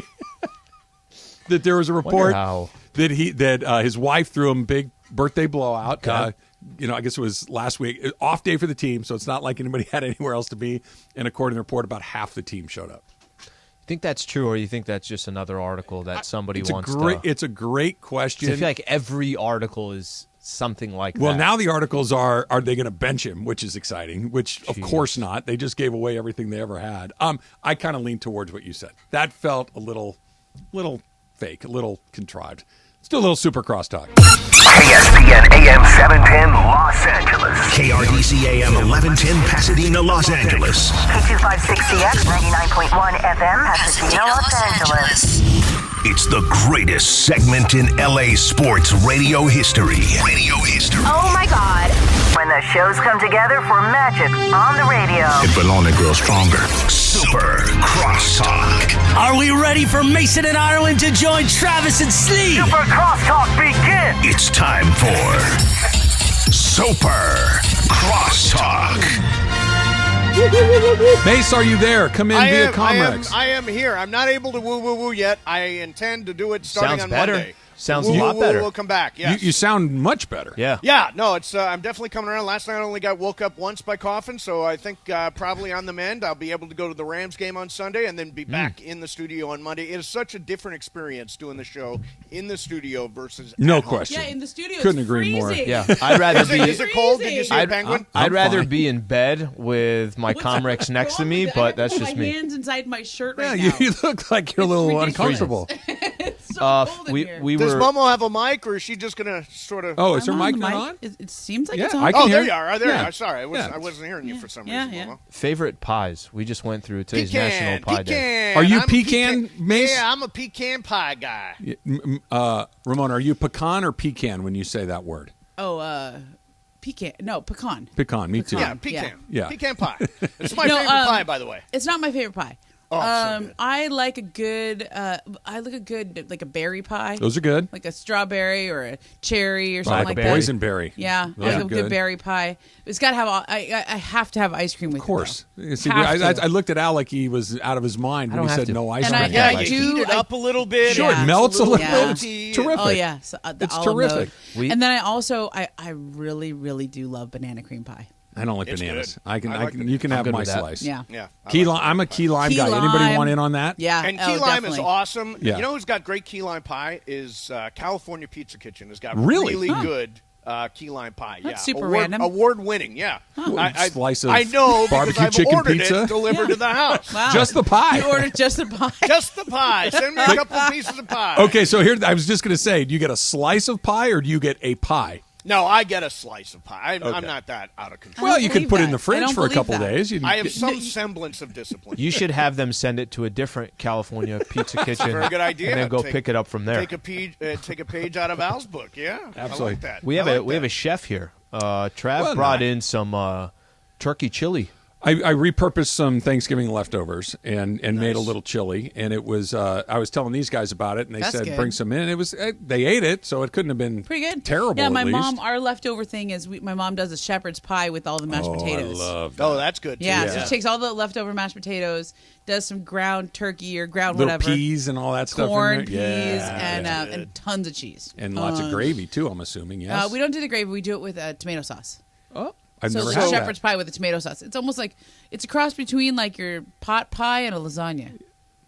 Okay, Think about those it are like two that, things yeah. I like. So It's kinda Trav, weird, but are sounds- you a it's real really good. chef? Do you cook a lot of stuff? I've got yeah. I mean, what's Is a lot of chili your things? signature dish? No, I don't. That's a good question. No, there are other things that I would make. If I was going to give you one thing, that would not be the one thing I would pick. But I can make, I don't know, a couple dozen different things reasonably well. Is that a lot? That's a lot. That's a lot. Yeah? that's a Yeah, lot. that's a lot. Yeah. For a guy that has dinner dropped off at the doorstep every day, that seems like a lot to me. Mace, and he enjoys it. That's why I do. That's why he's a good cook. is Yeah, because no, he that's fun. actually enjoys the process of it. Yeah. Now, the one dish I've got that's really good is eggplant parmesan. I don't know how you guys Okay. feel about eggplant parm, but I can kill an eggplant parmesan. You know, I had an I'm all eggplant over it. pizza the other day. Yeah. Like, so I went to As one the of Daniel's crust? friends. No, Daniel's friend had a birthday party, and they're kosher. So they had some pizza there. They had all the pizzas, but none of them had meat. It had like there's one with like mushrooms. There's one with olives. There's pizza. There's a cheese. It's have Sounds the good to me. 4-year-old birthday party. Sounds So good. Pizza. Yeah. And then the dad says, "Hey, try the one with eggplant on it." And I go, "Really?" And it was so good. It was like kind of fried eggplant on the pizza, and it was like. It's got to be perfect because It if was it's kinda if it's perfect. It'll be over, too mushy it's and- super yeah. mushy, Not and if mushy. it's under, it's super bitter. Yeah, like true. Yeah. it has to be right in that sweet spot. Yeah, it was good. It's hard though. to cook. Yeah. Yeah, my grandma used to make a great eggplant parm. My mom does too. That's where I learned how to do it. The other thing I learned how to do from my grandmother before she passed away was to make what she called calamari or calamad. She called it calamad, which is you take the squids and you fry them up and then you stuff them and you put them in tomato sauce and it's called. She called it calamari. I don't know what it's officially called. That sounds delicious. But I know how to do it. I know how to make that thing because I stood there with my grandmother one year while she made it and learned it as I went along. So I am capable of that dish. So it's you bring some calamari, Mace. I'll bring some chili, and we'll trade. Let's do it. Let's do it. So I have I don't say this. I have 2 signature dishes. I think the first one is what helped me hook the husband. Okay. The first one was a Frito pie. We talked about Frito pie today. I've heard of Frito pies. What are they? It's basically lasagna, but instead of noodles, you use Fritos. Oh, wow. That sounds so unbelievably unhealthy. It's so unhealthy. It's so good, though. Here's the ingredient list. Fritos, chili, and cheese. Oh, yeah. You can do corn. You can put some corn together. That could be in the chili. You get for health benefits. Yeah. And if you really want to like do it up, then you put some nacho cheese in there too. Well, sure. Yeah. But Momo, if I was to say what's your signature dish, how would you answer? I do a like a cornbread, but it's not cornbread. It's like corn pudding. So that sounds good. It's really good. Yeah, no, that sounds good. I don't make like it anymore because I just eat all of it. Yeah. That sounds. And Slee, what about you? Do you have a signature dish? So many. I don't even know where to start. DoorDash. I don't even know where to start. Okay, breakfast I'm pretty good at. Breakfast I'm okay at. So what do you do for breakfast? Yeah, just the basics. Make sure I get hard-boiled eggs, or a bowl of bacon, cereal, some eggs. My some signature sausage. dish is do some pancakes, cornflakes. I do It's cornflakes. Just the perfect amount of milk. Hey, so 2 of us in this room were at the Laker game last night. Hey, Slee and you, right? Yeah. Trav and Ramona. You were there? I was there. Apparently, You're always there. Everybody's making half-court shots now. I mean, that's the thing now. Yeah, it's the fans, the Westbrook? players. I was going to say everybody's Russ right before, knocking down 45-footers. Have you ever been there when they sank the 3-point half-court shot? I was there Twice. one time for it. Yeah, twice. When the I was place doing just goes crazy. Hey, but bananas. you know what though? Last night, nobody got that excited. It was like, 2 nights in a row, and like the first night, the guy, like the whole team comes over to him. They're like, "Yeah, man, 75 grand, by the way, so it got grand. resetted yesterday. Yeah. And then the guy, last night made it, and like everyone was like, "Oh, way to go, dude!" Yeah, Knuckles, keep it moving. Like LeBron, AD, they didn't turn around. They didn't even like put it on the nobody Jumbotron. they didn't even. That was on the Jumbotron. But like the players, they just were like, "Oh yeah, whatever." What's Like, a it good was trip fine. for the Lakers when they're getting ready to leave? They play the Bucks tomorrow. They got a 6-game trip. Al and I were talking about this. If you It's could, a bad road trip, guys. It's a rough trip. If I told you right now they come home with 2 wins, would you take it? I'd take it. I think so too. Take it. Yeah, really. give me Washington and Detroit. I'd roll the dice. I mean, That's what I said to Slee. I'm like, 2-1. what if the 2 wins are Washington and Detroit? And I think that's what it's going to be. Yeah, that feels likely. They'd be 10-16 coming home. If they go 2-4, they'd be 10-16. And we're past now that 20-game mark. And didn't McMenamin say, Momo, tell me, did McMenamin say they're... Woj. Woj, yeah. Oh, Woj said yesterday that people in the locker room still think... Oh, no, that was McMenamin. That was McMenamin, yeah. People in the locker room still think that there's a chance that they may be a piece or 2 away?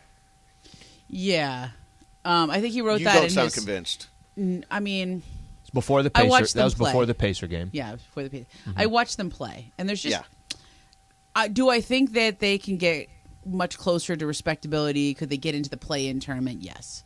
Do they look like a team that has the right mix of players and vets and chemistry? No. That's the thing that Al and I were talking about it. To me, the eye test through the quarter point of the season is I think that they're a slightly below average team.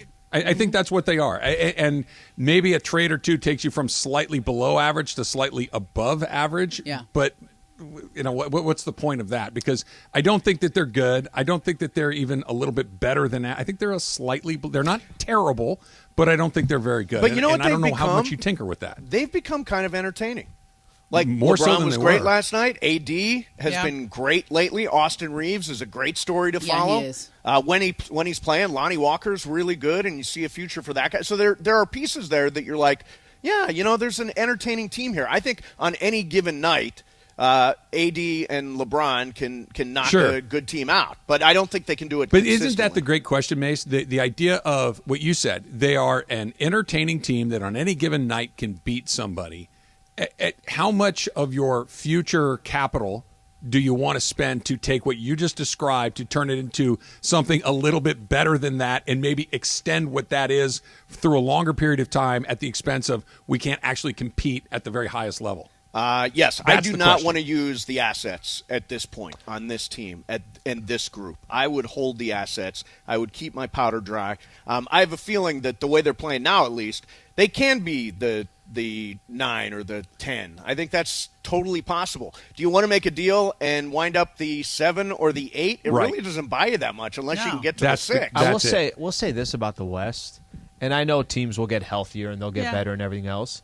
The West has been okay, right? Like there hasn't been really teams that you're looking at and you're saying, well, that's I think unbeatable. Phoenix is pretty good. I think the Warriors will get back to being the Warriors. After that, everyone's okay. Yeah, it's kind of open. Yeah, it is open. Yeah, and it keeps a lot of teams in it. But with the idea that all those teams are open, and I agree with what you guys are saying, but open as in we could be one of the mediocre teams open, or open in the, hey, listen, if we catch it right, we can go a lot further than anybody thinks. Because those are big differences to me. There is no a trade is going to happen tomorrow and the Lakers are the favorite in the Western Conference. Okay? Unless it's DeMar DeRozan came and the Chicago Bulls decided we're selling all our assets. We want nothing to, unless there's a team with really good players that decided we're not going anywhere and we want to get completely out of the mix. Maybe then you could be a part of that conversation. But it would take a lot of things to go right. And, we were just talking about, Mace, you were saying that LeBron, Anthony Davis, more exciting. I think there's also this, LeBron might give you a good night like he did yesterday, and then he might give you the night he did against the Pacers where he was 8 of 22 and couldn't hit a 3. I think you're going to probably get more nights like that from LeBron as well. I've been saying it all season long. You're not even sure what the stars are going to give you on a night. That's why they're hard to figure out exactly what they are, in my opinion, is your best player, LeBron James, has entered that point where I don't know exactly what I'm going to get on a regular basis. Yeah. And it's his 20th season, but it's more like his 24th season. Yeah. And that's perfectly normal. That he's still giving you what he gave you last night is the shock, not that he has nights where it's a clunker. I don't know how to build around a clunker. I don't know how to put a team together for when my best player one night is LeBron James and the other night isn't. That's a really hard team to build around. Yeah, I don't know exactly what the long-term – I mean, I'm sort of focused on the long-term. I know December the 15th, I guess, you're eligible then to trade anybody that you've signed during this particular offseason. So guys on the roster that just signed could be traded at that point. It gives the Lakers a little bit more flexibility. They can move a contract along with – and then they can still package it with Westbrook in the 27 and the 29 and all that stuff. But I think the optimal trade, if you even take the trade that's been laying on the table for a long time, which is Miles Turner and Buddy Hield. Where are we if we have Miles Turner and Buddy Hield? I would argue that we're probably the 9. Yeah, marginally better than where you are right now. Yeah, marginally better. I don't think that team and then you've used your assets. You've spent your best assets. And you're marginally better for a longer period of time. That's the part that I'm trying to avoid. Right. Yeah, I don't know. This September 15th deadline will be interesting to see if they actually do anything. I texted you guys a picture. Look at your phone. I texted you a picture. I was in the Starbucks drive-thru lane today. Much of my life happens in the Starbucks drive-thru lane. I get it. Oh, Mace, that's the wrong photo. No, I'm just kidding. No, I'm like, oh, what did I send? Let's see. It's like, oh my God, what did I send him? Delete. It's a video. It's a recall. Recall. I think you got about 60 miles. Okay, so I've got. I took a picture. It says refill fuel tank, and then it's the lines all the way to the empty, and it says I've got 1 mile left. No, you got more than that. So how many miles do you actually have? Well, that's just for pretend? I think that's one so you don't run out. I bet you I'd like to take 60 back. How long has it been saying refill fuel tank? It's like the expiration date. All right. Just started saying refill fuel tank 3 days ago. Oh my gosh! 3 days ago, you might have 1 mile. Okay, so as somebody who does this sometimes, I do this. Yeah. The closest I have ever come to the edge, it said I had about 12 miles left, and I think that was accurate because it came. You've never run out of gas? No, is that like something people? I ran out of gas. Oh yeah, I've run out of gas. Yeah, I ran out of gas at Dodger Stadium once. Oh God, that's the worst. So, you know what's really sad? We thought that gas station was real. You know, they've got the 76 ball out there. We're like, hold on a second, right here. I think it's not anymore, but when I was a kid, it was a real gas station. Yeah, I was like, don't worry, Juan. We can go get gas on our way out. I have it all figured out.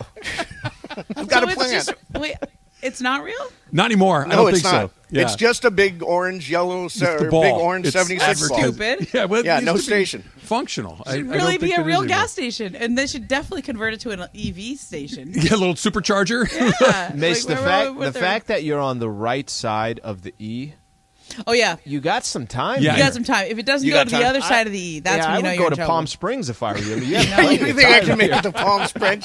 Make it to Mom's house on that? Yeah, you need to get once there's daylight to the right of the needle and the E. That's when you need to get in there. Real quick before Al and I head out, what did you guys think of the decision to move forward 12-team playoff college football? Oh, fantastic! I think so too. Oh, bring it on. It's the same year we go to the Big Ten. It's going to be fantastic. Yeah. There are going to be games against, SC Ohio State and UCLA at Penn State and all kinds of really great games. And I think it cinches that USC will be in that 12-team playoff. Almost on the regs, years. right? I think years. so. You'll get a bunch of teams in. I didn't like the idea of going to 12 because I love how competitive the college football regular season is and how a game in Utah in October can feel like a really big deal. You'll lose some of that. But when you look at the matchups, you look that they're going to play at some home stadiums, I really like how it lays out, and I think you're going to get a bunch of good games. Agreed. We got a big SC announcement coming up at 1:45. Yeah? Big SC announcement. All right, text me. Bergman hates it. But oh, right. And by the way, you don't listen to the show on the way home. Sometimes I do. Sometimes I have phone calls. Yeah, I was going to say he's in sheer silence. Not like Simon and Garfunkel. You're Sound of Silence. So on my way in, I listen the whole way to get my brain engaged. But by the time I'm done here, half the time I will drive home in quiet. I don't understand. I need something going on in the car. I either need a phone call or the radio or something going on. A podcast.